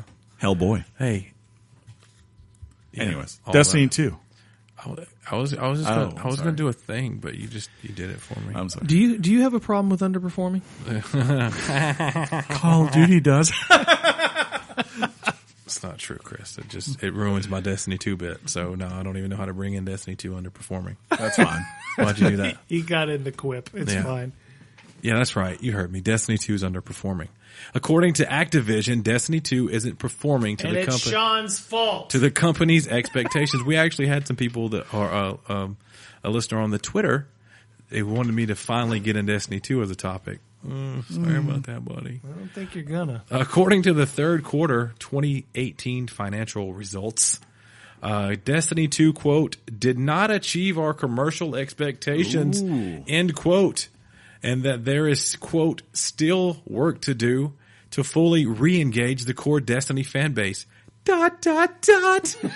Some players we think are still in a wait-and-see mode. When you're in, you're deeply engaged. Yeah, you are. And if you're not, we're hoping now's the time. We're working to bring players back in and win them back. End quote. It would appear that Bungie has been working hard toward that end with Destiny 2 being... Is that being? I say due to a recent. Okay, due to a recent Destiny 2... I can't. Look at this joke. This is falling apart. Whoa! Destiny 2 was recently a free PS Plus game, so that was dope. And they recently announced it was a free game on PC. So yeah, I've heard that this latest expansion it's legit. It's finally what they wanted it to be. But people aren't there to play it. Yeah, it's like the new expansion is going to be called Destiny 2 Desperation. Because you've been holding that one in all day. You go to the mirror and you're like, yeah, I'm gonna practice. I have. When you type, you're like, how do I get this? Like, you didn't rush it. In fact, I thought about putting it as the headline: Destiny 2 Desperation. Like literally, you But weren't I thought going to it put would've- this in the news, and then you thought of that line, and you were like, well, now it's definitely going in. Well, if I put it in the headline, I think it would have fallen flat. Nobody would have known that. Kind of like the game. Yeah. Just like that, Chris. I feel sorry for them. I'm not shocked though. I mean, it's They're going to be fine. It's like more of like It's Bungie. yeah, it's more of like, well, what were the expectations? Right. And Maybe they should have been tempered, right? Yeah, maybe that's what it is, because as long as it's got a healthy base, it's not like it's going anywhere. I got a healthy base. There you go. Good healthy base. It's disappointing. Well, you haven't seen it yet. Well, I'm sorry to disappoint you. oh, that's okay. I'm sorry to disappoint you Yeah? because I got news. Oh, no. But Boo! that was not. We didn't. You didn't have to read the shouldn't- butt. yeah. That you could when I got sorry to disappoint you. We shouldn't try so hard for segues. No, we should. We shouldn't do that. That makes it glorious. Okay. Well, I'm sorry to disappoint you, but What? Blizzard Interactive is working on mobile titles across all of its intellectual properties. According to Alan Adam, I think it's Alan Adham, executive producer, quote, in terms of Blizzard's approach to mobile gaming, many of us over the last few years have shifted from playing primarily desktop to playing many hours on mobile. Mm-hmm. We have I'm not that person. We have many of our best developers now working on new mobile titles across all of our IPs. What gets me is his quote said, shifting from primarily playing on desktop to many hours on mobile. Yeah, saying we still have a base. Meaning I poop twice a day and my phone's sure. out I when put a couple hours in, but I mean, I hope it's not. You think it's a swing and miss by Blizzard? Or do you I mean, it's being honest. I mean, and that's not the thing that disappointed people with what Blizzard did, right? It wasn't that, because like, look, they've had Hearthstone on mobile forever, you know, and they've had things like, you know, related to Warcraft on mobile as far as applications. It's more of like, yeah, you should, if you can get your stuff working additionally on mobile, there's no reason not to. Like, I could totally see them trying to put Overwatch on a phone, because if you can run Fortnite on a phone and you can run PUBG on a phone, why not also put it there, right? If it's possible. If it's possible, Yeah. It it's certain games for me work on mobile better than other games that they bring in. And I think it's when you're kind of used to that controller mechanism on a console or a PC, and that kind of lacks from the mobile device, and it just doesn't equate right. It misses a mark with me. Yeah. I know there are ways to make games play really well on mobile devices, and hopefully Blizzard captures some of that magic because they're my favorite developer. Aiden's primary Fortnite machine is his phone now. Yeah. Which is crazy. That's how he prefers Yeah, to that play. generation, that's all they do. If you can put on a phone, that's where they flock to. Cool. Yeah. Speaking of flocking. I wasn't ready. See, we shouldn't do this. But we should see the thing is the thing. Microsoft acquired Obsidian, John. Speaking of game developers that love PCs. At, how do you say this, Chris? XO18? Yeah, sure. Xbox 18. Okay. Microsoft announced its intent to acquire Obsidian Entertainment and In Exile Entertainment. Obsidian is best known for Fallout New Vegas and South Park Stick of Truth and Star Wars Knights of the Old Republic 2. In Exile is also known for Wasteland 2, Torment, Tides of Numenera, Bard's Tale 4, and the upcoming Wasteland 3. Yes. So excited for Wasteland 3. It's another big get for Microsoft. It's a big PC thing. Yeah. Yeah, the Obsidian one has been pretty much a confirmed rumor for pretty much what the industry's been saying for months. Like, they just basically said they got to pick a date, and most people thought it would be this date. And the other one was a little bit of a surprise, but this just kind of shows to me personally, I think that it's clear to me Microsoft doesn't care about being the best console gaming place. Like, that's their only concern, right? But their thing is, we want to build a huge repertoire of places to play games. And things like Obsidian and Exile, they give them 2 more options to do it. So it's like, we're going to go out there and we're going to have as many games as we can have out there, and we're going to try to get games wherever we can. And hopefully whenever this new console launches and all that kind of stuff, if you don't play on that new thing, you'll play on your Xbox now, or you'll play on your TV, or wherever you need to, and you'll give us a wonderful subscription fee of $9.99 a month, or actually $1, I believe, for the next. Was it? That was the big news for Games Pass. Was that for the next? I think till the beginning of the year, if you're a new customer, you get like a couple months of it at $1 for Games Pass. I don't remember anything. What like is that. Penny doing? Peanut butter. Oh no! Look at my hand. Oh, Yeah. because it literally looked like peanut butter. I'm not kidding. She's standing perfectly directly under the table, nose in crotch. Chunky or creamy? Oh, chunky. Oh my god! Get a little crunch going to it. Ugh. Well, speaking of chunky, I feel like one of these should have gone its own thing by itself, because that's a big get for Games Pass. We can talk about it. Oh. Let's talk about it. Go ahead and tell us about the titles for Game Pass, John. Chris, you have to allow us to be organic, faith. Chris. You have to be have faith that we're going to elaborate. If it was a Nintendo game, there would have been a whole entire topic. That's true. It's very possible. There are going to be 16 new titles for Games Pass. Of the We Microsoft. don't have to read all these, do we? Yeah, we do. Do you Okay. not want me to? I don't have to. I want you Let's to. do whatever you want to do. I want you to, because they're there. And these titles, some are out now, some are out going into 2019 and beyond. So Beyond. just because I read this list doesn't mean it's necessarily out now. So go check your dates on this. I think only you do some work for a change. I want to say only one of them isn't out now.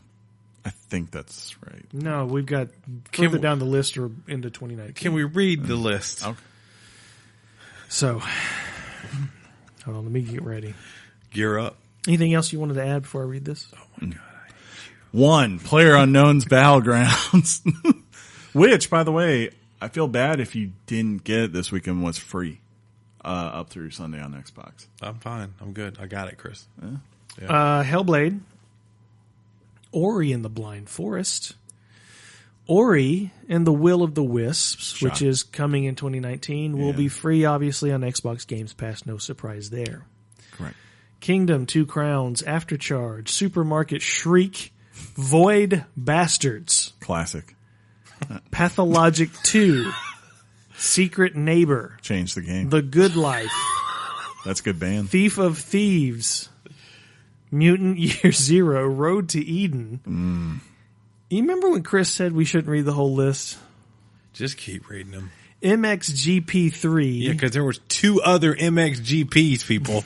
I like how Agents of Mayhem, and Thomas Was Alone. Everyone says that's a great game. I have not played it. Isn't that the one where that kind of narrates what you do? It's the one where there was there was this dude named Thomas and he was alone. He was alone and he narrated. That was the game. But yeah, of course, Battlegrounds, that's pretty big, especially considering today announced it was coming to, is that on there? Do I need it? No, yeah. Cause it was announced today that it is coming to PS4. So if you're an Xbox game. That's kind of a big news thing there, Chris. Yeah. You just dropped on the people. Well, it wasn't in the news. So I know, but I'm saying, yeah. well, I'm doing the hype up thing right now. You're welcome. Most of them, but yeah, most of them, the rest of them make sense. Like it makes sense that Hellblade, which is now, the developer is owned by Microsoft, is coming to it. And of course, Ori, God. Just announce the date, please. Yeah. I'm going to go March. I hope so. Speaking of things, we forgot. There was one announced. I'm going to go February. I was like, where's that announcement? I'm going February. Speaking of February. Yeah, that's pretty good. On February 15th, Crackdown 3 will be released. That's right. That is the official release date for the much delayed and highly anticipated by Chris alone, Crackdown 3. Furthermore, Terry Crews is anticipated. A new multiplayer mode has been announced called Wrecking Zone, which pits 2 teams of 5 against each other. 5v5 bro. As they are tasked with destroying buildings, leveling environments, and toppling skyscrapers. And as usual, the game will be available on Xbox Game Pass upon release. I like how John spelled Pitts like Brad Pitt. Yeah, I do too. That's funny. Or like the Pitt logo on the side of Pittsburgh University's helmets. Yeah. The new mode actually, I definitely like when I saw that trailer for the new mode, I was like, oh, obviously that's their gambit for esports right there. Right? I like that you said Gambit. Yeah, like you could tell it's designed to be Was Gambit an X-Men? He was. He had cards and stuff? He had cards? I think I like Cajun. Gambit. I think I like Gambit. He probably rooted for the Tigers. But yeah, nice to see. It looks like we got our second game. You know, originally it was people were thinking February 28th, which is supposed to be the day of all games. And now it's the second one that's officially no longer listed on that spot. Like they had not said what the date was, but everyone had listed February 28th. The other games are Anthem, Metro. That's a big one. Metro, what is it? I can't remember. Second Light or some crap. Last Light? Exodus, yeah. Oh, yeah, Exodus is what it is, Chris. And then there's, of course, we said last week, Days Gone has said bye and went to April. Yes. But on the commercials on TV, they're showing some Days Gone. Yeah, are they? Yeah, they are. Yeah, they are. They're definitely that new Sony commercial. It's dope. Okay. He's on a motorcycle. He's running from them zombies. Okay. Yeah. Well, speaking of zombies, My favorite thief. It was Nathan Drake. Oh, He was my favorite thief. But if that's not your guy, I'll read it later. I'm sorry. Sea of Thieves, the arena. I'll read that headline too. You don't have to. I got it. What? Yeah, it's his go. Jeez, Sean. What? This is you dropping the ball. What? Because it was John's turn. Terry Crews. Terry Crews. You could read it though, please, by all means. I really messed up. Sea of Thieves is getting brand new DLC in the form of the arena, which includes a new competitive game mode set to release in 2019. This mode will put crews against each other as they race, not Reese. Reese. Not race. They're racing to for search Reese's. for bounties and different treasures. Executive producer Joe Niate describes the upcoming mode as crazy and a lot of fun while bringing all the best of Sea of Thieves into a shorter session. Are you going to play Sea of Thieves? One of these days. I really like it. I know you You do. going to play Red Dead Redemption? Never. You know how you like Sea of Thieves? And you want to play it? I've already made my case about why I cannot play it yet. But Red Dead Redemption. I didn't say Red Dead. You like Sea of Oh, Thieves? sure. I'm going to play it one of these days. You like Sea of Thieves like I like Sniper Elite 4. In theory, you love that game. Yeah. Don't have time. But just can't find time for it, right? Finally this week. I guess I can help to read this. We can not let that happen because you opted out. It's not in your contract anymore. Pull it out. He didn't write it. It's Pull it out. mine. I sent him a link and everything. You can't find the But yeah, because someone didn't put it in. The Game Awards. Don't half-A this, okay? Hey. We bring a standard to the news segment. Today, aka yesterday for you, the Game Award nominees for 2018 have been announced. They were led by, I think, the most likely two games that everyone predicted, which were, of course, God of War and Red Dead Redemption 2. Our Game of the Year nominees for this year are Assassin's Creed Odyssey, Celeste, God of War, Marvel's The Spider-Man, Monster Hunter World, and Red Dead Redemption 2. There are a bunch of other categories. You can see these awards on December 6th, streaming everywhere, I think. When I looked at the list today across the big categories, whenever they look at it, it was pretty clear that I'm not sure who had the most, but it was definitely between God of War and Red Dead from what I saw right away. Some other ones of note are Best Game Direction and Way Out, Detroit Becomes Human. Yeah, we liked Way Out. Remember when we played that together? I do. That was a good game. Let's go back to prison together, buddy. I want to shank you. It was good. Best Narrative, Detroit Becomes Human, God of War, Life is Strange, Episode 1, Marvel's Spider-Man, and Red Dead Redemption 2. This is one I'm interested in. Best Music. Yeah, I was going to say that too, Chris. Yeah. Celeste, God of War, Spider-Man, Ni no Kuni 2, Octopath Traveler, and Red Dead Redemption 2. I don't know which one I would pick on that. Tetris Effect. Yeah, I'm guessing Next because year? that just came out. Yeah, that's probably why it's not on there. Actually, no, though. No, wait. It would have been because I remember Best VR Game, Tetris Effect. Oh, they missed Moss, it. Firewall, Beat Saber, and Astrobot. Wait. You played like all of those. You could like speak. Dude! You need to go play Beat Saber and then you can speak to this whole entire category. Beat Saber. Yeah, Beat Saber. Is not out. It's been out on Oculus since like June. Yeah, but is it out on PSVR? Let's find Why is my voice so high when I talk about Beat Saber? John, are you with me? Yeah. I'm looking into categories. No, not anymore. Platforms. Let's see if it's. Can I just like find a Wikipedia? Thank you.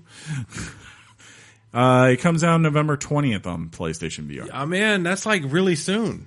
Yeah, that's like next week. Hey, not getting Pikachu. Best action game. Some trash called Black Ops. Dead Cells. That'd be my pick. Destiny 2 Forsaken, Far Cry 5, and Mega Man 11. Action Adventure, Assassin's Creed Odyssey, God of War, Spider-Man, Red Dead Redemption 2, and Shadow of the Tomb Raider. I feel like we can... It's like a consolation prize. I feel like I can look at that and be like, I know which one of those probably is not going to win right now. Your best role-playing games are between Dragon Quest XI, Monster Hunter, Ni no Kuni 2, Octopath, and Pillars of Eternity. Again, I feel like I can pick the one that has no shot. Which one? I would say Pillars. I would guess Octopath is the winner there.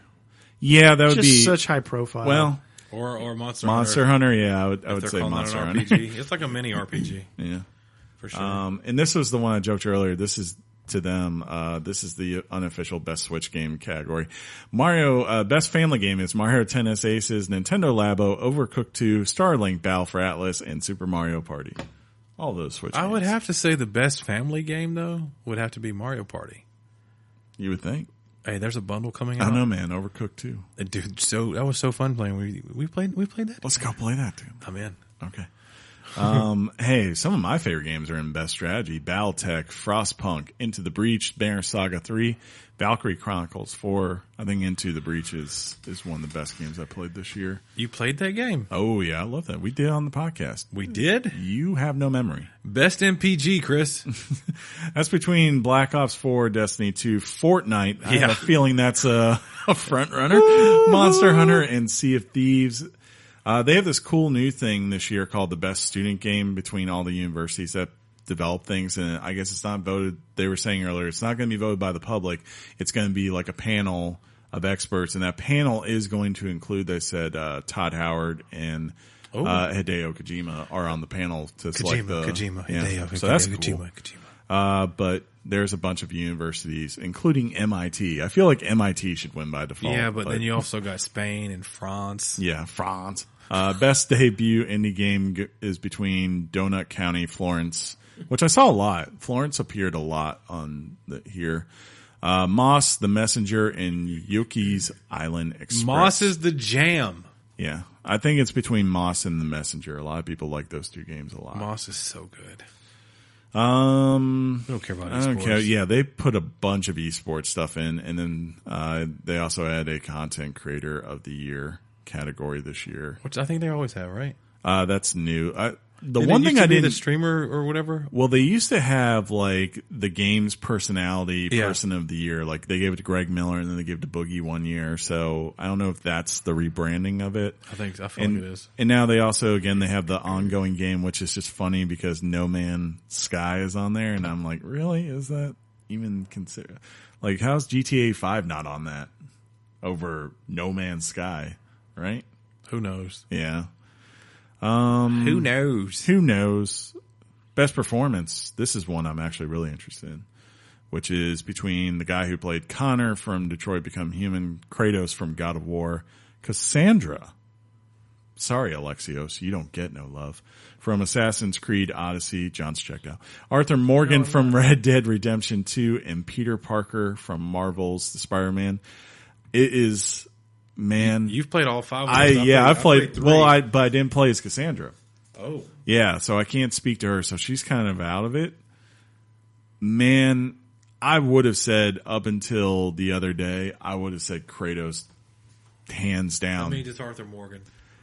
There's a scene that I had at the end of that game, like, and it wasn't even with like a main character, right? It was just this, I got done with this mission, right? And all of a sudden this side character I'd not seen for 10 hours shows up, and she has a conversation with him. And apparently you only get this like if you have good morality, but they have this like scene on this bench that is now in maybe like my top 5 most memorable speeches I've seen in like conversations between two characters in the video game.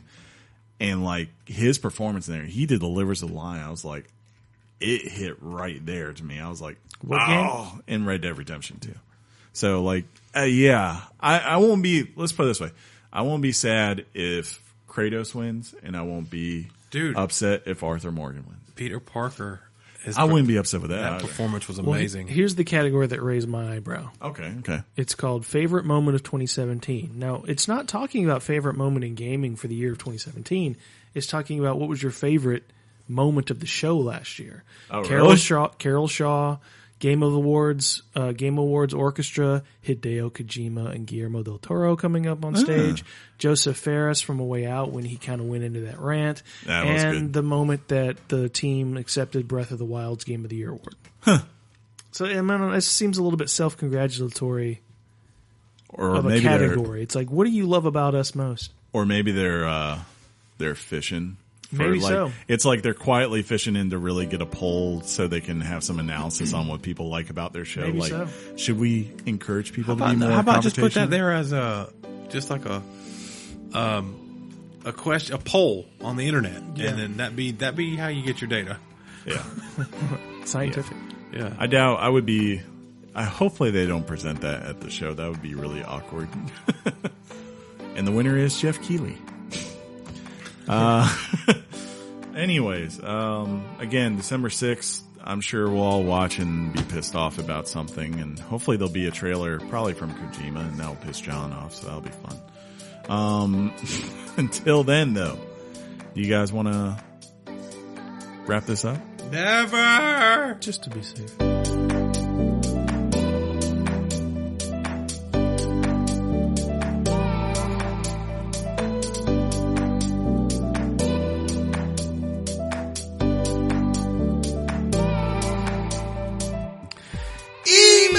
Electronic mail from the future. Right now, my neighbors are just like, what?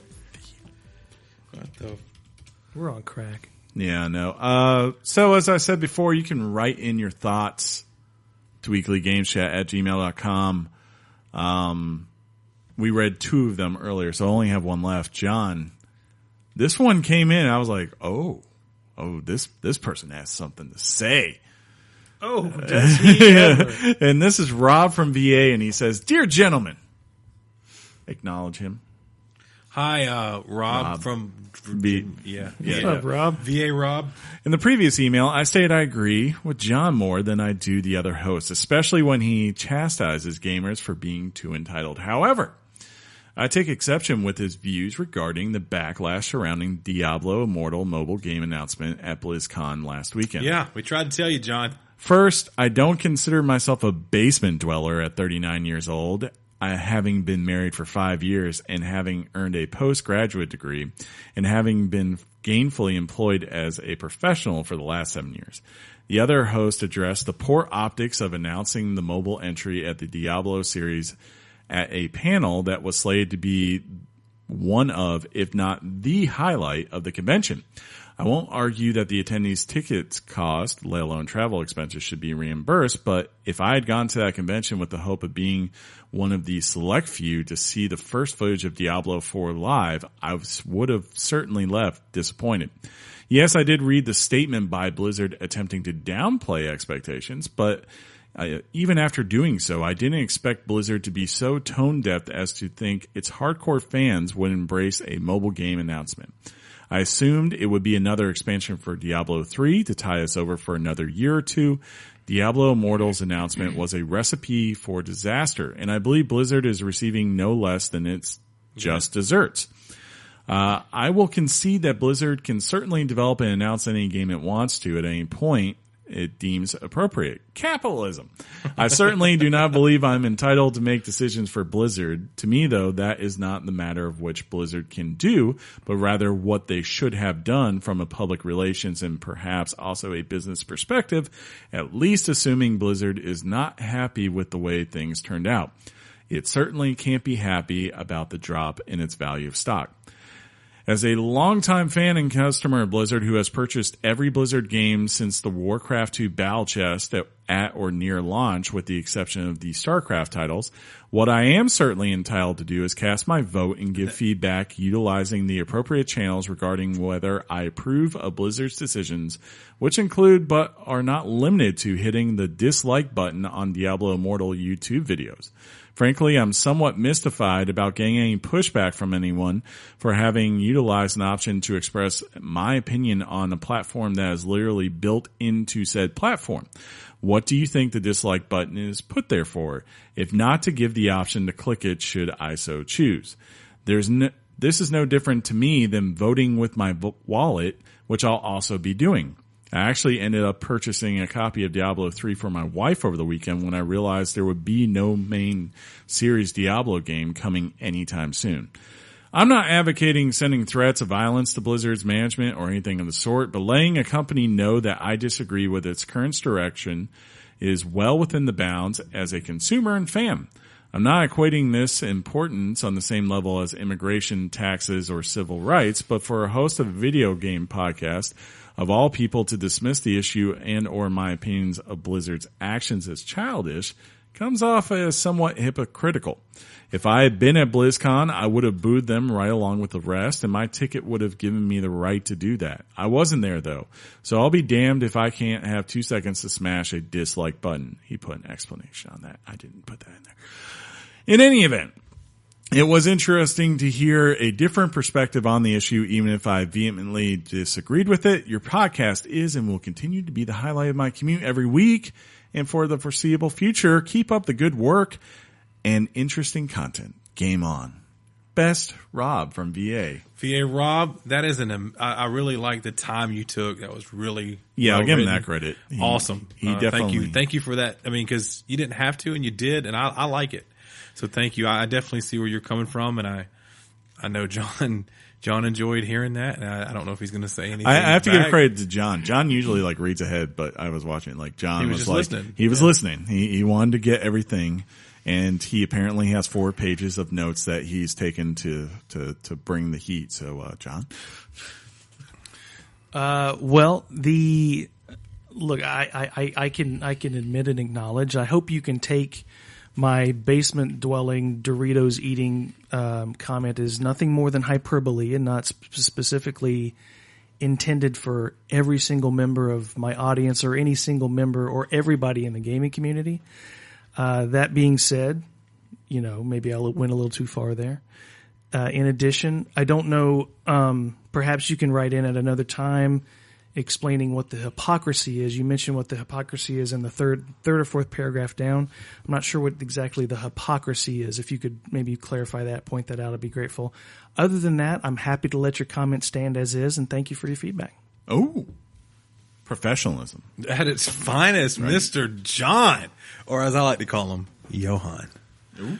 Johan. Yeah. I'll scream into my pillow at night. He's going to go home. It's going to be that, there's that episode of SNL where they did the skit. You'll be like, there's an episode of SNL on a skit like where, Kanye's upset that he's not the host over LeBron James and like have him in the background. He's like, why can't they give a short man a shot for once? Yeah, that's the way. I also would like to know from him his feedback if he thinks this game Diablo Immortal, yeah, if he thinks it should exist at all, because I get the impression that he thinks it just should not exist. Well, it has no place. Well, he doesn't. And we all, and I think we all collectively, we all knew, especially, I mean, even he knew.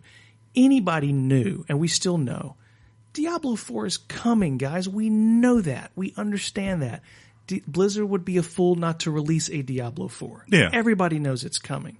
I guess that's where my disconnect is.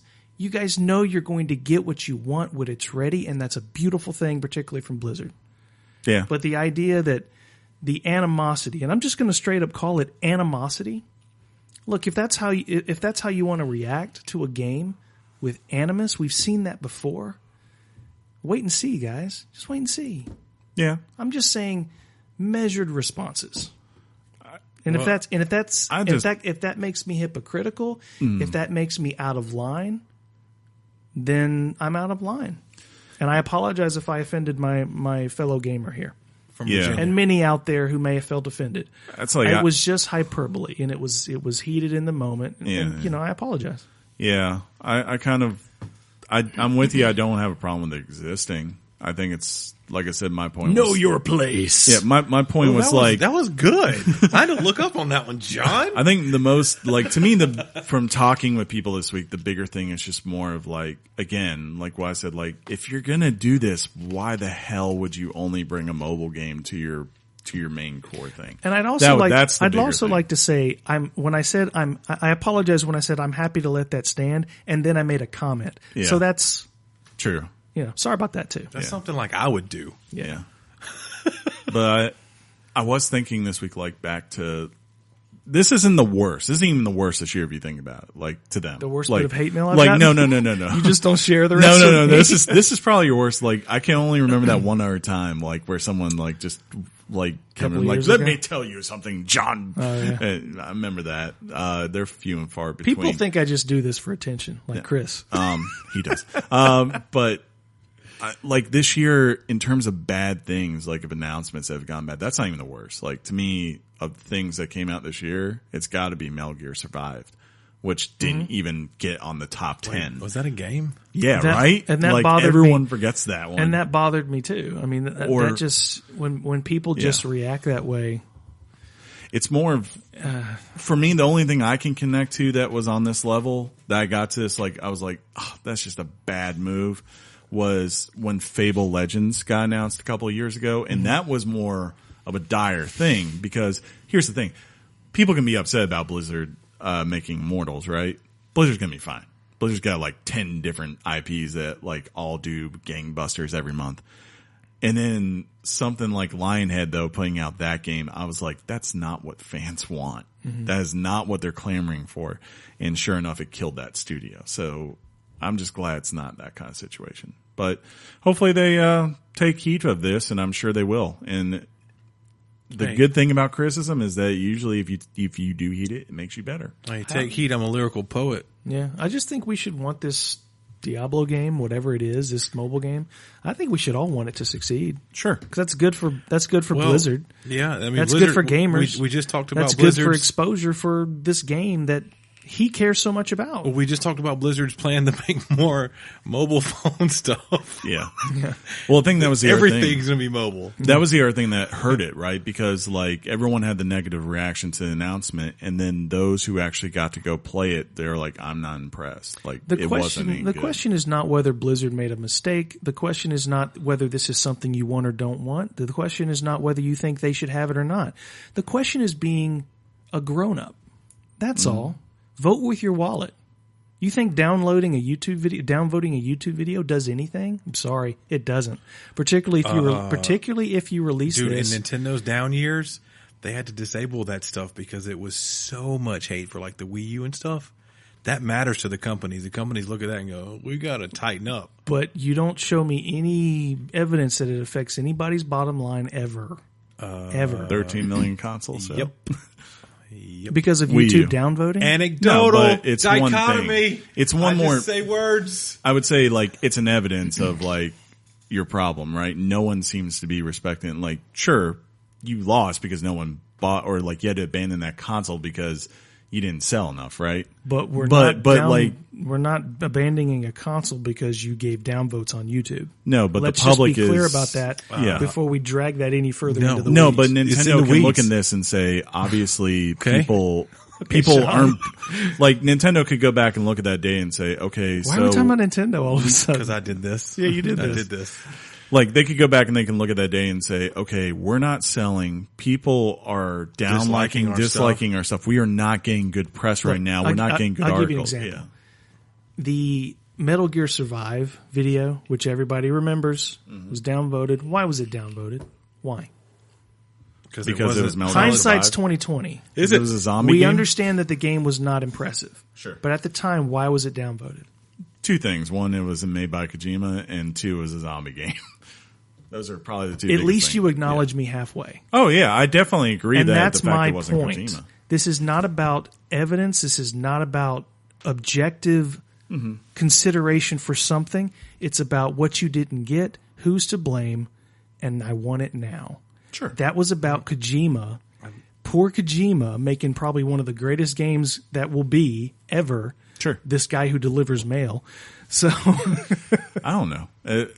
I kind of, though, I just in a post-apocalyptic world, I should have said that. We live in a world now where it's like that's the way people interact. Like, because before they would just have to be upset or go to some forum. And it's like now they have this place where whether it's on Twitter or it's through YouTube, I'd say those are the two biggest channels, right? Where they can easily let people know, I don't like that. And I think that's a powerful tool. It's not a good thing like when it has a situation necessarily like this, like where it's a really big blitz, but over the long run, it does tell you things. And, you know, that's why Google provides all that analytical data to everyone, because they understand like what gets people to either watch their content more or dislike it or give up on it, right? Yeah, that's but what matters. But that data is people downvote and like something based on a political motive. Sometimes. It's not an objective. It's like the Metacritic user score. Sure. It's not objective. No, it's not. It doesn't measure and reveal anything about a game. The data is tainted when you take it all in, but and on those platforms, man, that they'll see it and they'll look at it and they'll be in a boardroom with a meeting going, guys, we got the most dislikes we've ever gotten on a video or on an announcement. Why is that? And it'll be discussed. And look, they got, like I said, they got the plan for the mobile games, and they're going to just kind of troll on their Blizzard. Yeah. Like you said, there's going to be a Diablo 4. People are going to be happy. Yeah, no one will be talking about this. They'll remember it, and they may be a little cautious next time BlizzCon comes around, and it appears that one thing. My wife will be thrilled. The person who almost divorced me for erasing her game. You know, you didn't erase the game. Shut up. Chris did. Nope. The internet did. Chris did. I did nothing. I earned Twitter! But Rob, thank you for your feedback. I respect it tremendously. And if I offended, I apologize. Indeed. There you go. That's all we can ask for in this world. If you want to write your thoughts in, chump, you can also write them in on Twitter and Facebook, both at Weekly Games Chat. Shaun. What? Shaun. I was talking to Chris. Yeah. What they write us on Twitter? Did they write so- how much they love Diablo Immortal? No, the main topic the main idea we did, I reached out to him, remember? And I said the same thing that we said on the podcast, which was, hey peeps, challenge, tell us what you want the next show to be about. Tweet us here, of course, or at Facebook, or email. You guys and gals are the best. And the first person to say anything back was Midcard Brewer, and wanted to know about Black Friday and holiday shopping, maybe a possible episode, which I do think we need to cover that ASAP because there's some good stuff out there, guys. What is it? The Black Friday / holiday shopping. Go get No, Red Dead. Don't be a D. God of War. We've done that before. And people like it. I'm seeing a lot of stuff popping up where they're announcing different stores, so it's starting to trickle in. I think everything is pretty much there. Dude, it's next Friday. I haven't seen Best Buy yet. If we don't do it, and it's out there. I'm sure it's on Black Friday whatever. But if we don't do it next Wednesday, it's let's a done just deal. let's commit a small segment to it. Yeah, for sure. A segment. You know what you should do? The news department should go in. We got this, Chris. And they should look up some of the best deals. And we'll at Brandon_Shin kind of ties into what Midcard Brewer said. Gaming peripherals. Peripherals. That's also a good one. Mm-hmm. At Tyrannotortoise said, I really think John would love We Happy Few. They are fixing the bugs, and I'm definitely going back to it when I get some free time. Very Bioshocky, so probably not for you, Shaun. That's good to know. That's one I with a heavy heart I skipped over that one because I was just like I can't. I'm surprised that didn't get announced was coming to Game Pass. By the way, I'm sure it will eventually, but there must be some sort of deal that's preventing them right now. The greatest response to this it was from at Big Riff, and he says even though it's old and probably dusty, you could take a second look at the classic dungeon / puzzle / FPS, Your Mom's Box. That's good. When you guys re-listen to this and you weren't looking at a website about politics and stuff, you're going to laugh at your desk hard because that was funny. Oh man, he told me how to say this. El Piso Mojado. He told me how to actually say it. Well, you're not doing too well. Yeah. He says, could you do a deep dive into John's psyche and find out what made him so cynical and pessimistic? If he was in the Spice Girls, he'd be Salty Spice. Who hurt him? He rules the world. And he comes back. He says, serious topic. Would Nintendo be more or less successful if they made games also for PC and other consoles like Smash on PC? Talking about money in the bank. Shorty, what you drank. That's a thing with WWE. Right? Money in the bank? No, that's a line, Chris. Shorty in the bank. Or money in the bank, shorty, what you drank. God almighty. That's what I work with, people. At Jack Corona says, the PlayStation Classic and the games lineup, is it worth it? What would you change? The games lineup.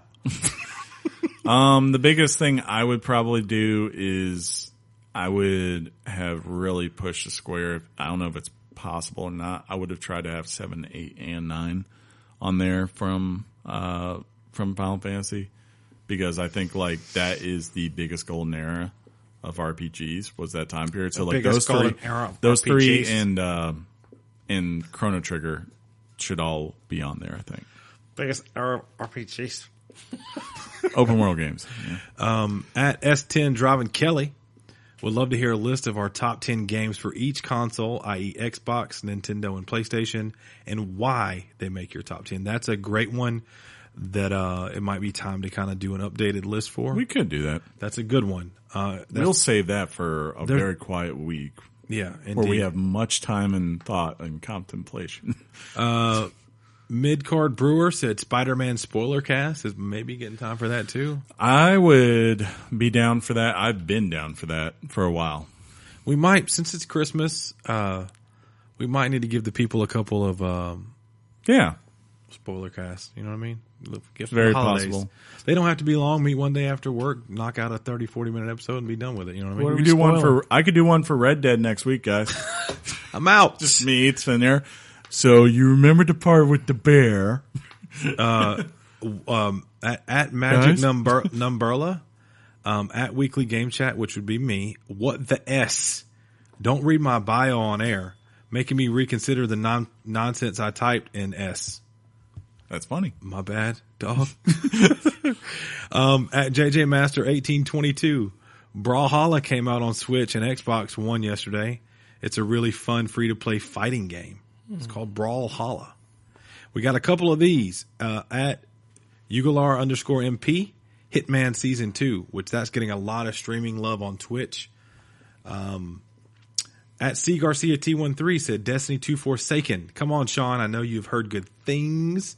This request is coming from a day one to a current Destiny player. Forsaken has put Destiny in a place similar to the Taken King update with deeper RPG and has reinstated the grind we all love from D1. I hear good things. Hear good things. Hear good things. At Ugalar_MP, also, is that the same person? Yeah, he showed a picture of the Hitman 2 with it being there, so that's pretty dope. Hey, we got some love from at 4P Gaming. He said he hasn't done one in ages. Please follow some of our favorite people, and we were listed amongst many cool Twitter peoples. I always like that, and you know, if you've listened to me do this little part of our show, I do that from time to time and let you know that that's out there, and we like love, guys. Yeah. We got a couple of follows. Let me make sure. I don't like love, clearly. Cynical John. Oh, Sir John. I love love. Do you wanna bring this up now? We'll do it here as we. Let me make sure I got nothing else. Now they're wondering. Well, we're gonna bring it up. They'll find out in like 10 seconds. What is it? I do want to say we got a new guy who followed us, guys. Follow him back. Gonna follow you back at BV Film Review. Oh, that's Billy something. Sure, it's not Beaver. No, it's. And that is a film aficionado. I love the word aficionado. What? They like beavers. They're great. No, that's Billy. That's all I'm going to say about it. Okay. So if you would look at my phone when I showed it to you, that'd be great. Look at my phone. Yeah. But yeah, I've taken a little bit of time on the Twitter, Chris. I'll give it back to you again if you want to talk to us on the Twitter, Chris. How do they do it? Again, Weekly Games Chat, both on Twitter and Facebook. This has been episode 179 of Weekly Games Chat. If you like the show, subscribe to us every week, or subscribe to us in every Wednesday of every week. You'll get a new episode. Blurb. Jesus. You'll get a new episode just like this one. If while you're at your subscription service, you find they have a rating system, drop us a very high rating. Rating. Just leave it at that because it's getting wordy, Chris. You're getting wordy. Give us a review. Okay. Yeah, give us a review. It helps people find the show. Thus they can tell us how they could tell me how I screw up words. They could tell Shaun how he screws up Twitter. I don't know.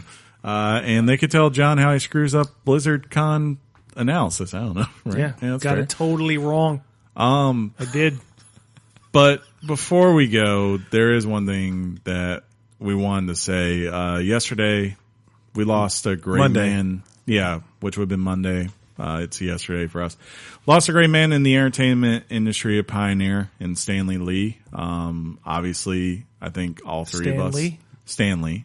I don't know if it's Stanley. We're going to just go with Stanley, Chris. You said Stanley Lee? Stanley Lee, whatever. God, okay, Chris.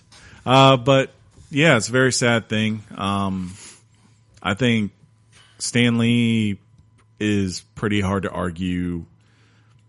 I think he shaped what modern comics became. Like DC got really big, and I think DC is the most important brand of comics ever. But Stan Lee was the first person that I can associate to one person taking and building a whole company centered around things he created and then expanding it out.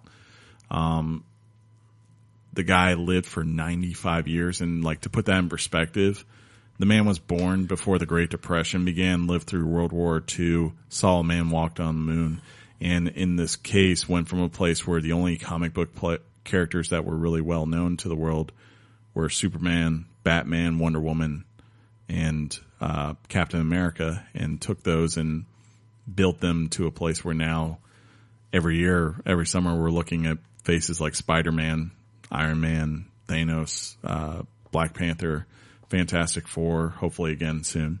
X-Men and many others, continue to just dominate pop culture, not only on the pages that he wrote on, but also on the screen in video games, books, whatever. It's amazing what he built. And I think the big thing that anyone who I know has had the pleasure of meeting the man is he had this gift to basically make you feel like for those 5 seconds that you got to meet him, you were the most important person in the world.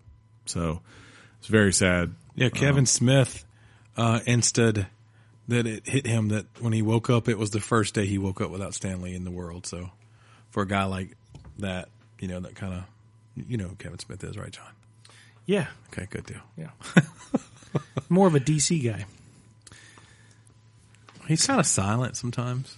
Well, no, Kevin Smith was more of a DC guy. Yeah, I know. But so coming from him. But yeah, it's crazy. No more Stan Lee cameos in movies. The first cameo that I can ever remember him in, though, was a Kevin Smith movie. What was that? Mallrats. He's in there and he talks to Banksy, and Banksy's like, "Wait a minute, that was Stan Lee." Wait a minute. But yeah, so there's that, guys. John, you got anything? Well, for as long as I can remember growing up as a kid reading comics, all I ever wanted to be was a comic book artist. And I remember one Christmas I got my drafting table, everything that the comic book artist had. I got the lamp, the pencils, the paper, everything, and along with it, How to Draw Comics the Marvel Way by Jack Kirby and Stan Lee. That is a top-notch fun fact. Yeah. And it was just comics, it's so far removed. I still have all my comics, but comics consumed me as a kid. I have more Spider-Man, Batman comics than I can ever count. But that's not true. I can count. That's kind of a silly thing to say. Yeah, it's debatable. But I was playing. I was watching Aiden, who's 13, playing Marvel's Spider-Man, and for to sacrifice a spoiler here, and I didn't expect this, but there's a scene in a diner where Stan Lee is actually in a cameo in a video game, and. Aiden's just looking at it. He doesn't really seem to appreciate the moment. And I'm like, Aiden, do you even know who that is? He goes, who? And he and I talked to him for about a half hour about who this guy is. I have his biography, his autobiography. It's a comic book. I don't know if you ever saw that. That's dope. His autobiography is a comic book. I showed it to him. My wife got it for me for a couple of years ago. Your wife! Yeah. So, about it, Chris? I mean, this guy. Deep moment, man. This guy, if we think about the Greeks and Romans, if we think about the Vikings back in the day, if you think of all these cultures, they had their gods and their heroes. I wonder if we've ever considered the idea that Stan Lee almost single-handedly created our Greek heroes in this country. Definitely a number of them. Iron Man. We borrowed Thor. But Iron Man, Hulk, Namor. Spider-Man, Captain Fantastic America, Four. all these Greek heroes. That's the equivalent of what these things are to us, that they were thousands of years ago in other societies across the world. Yeah. And that's Stan Lee.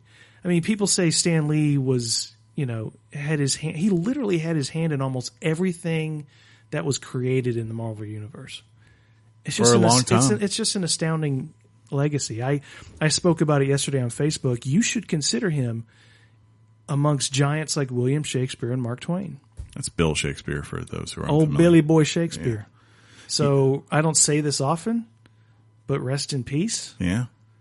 95, you've earned it. For sure. He's more than just a cameo. Yeah. It's like, again, like you sit there and you think about it, DC's biggest characters are written probably about 10 different people. And then, like John just rattled off literally a list of the biggest heroes. And like I said, I think of the main ones, the only one that's not him directly is Captain America. That's it. Yeah. That's like everyone else is him as far as where they launched out of. I mean, So he had a that's hand just in crazy. either. He had a hand in either the universe that the character resides in. Mm-hmm. I mean, he and Jack Kirby together. Yeah, I mean, that's going to be. so. But yeah, Rest in peace, Stanley, from us at Weekly Games Chat, wherever you are. And until next time, I will simply say game on, Shaun. Game on, Chris. Game on, John. Game on, Chris and Shaun. Game on, John. Your mom's box. Peace out, everybody. Double Stand.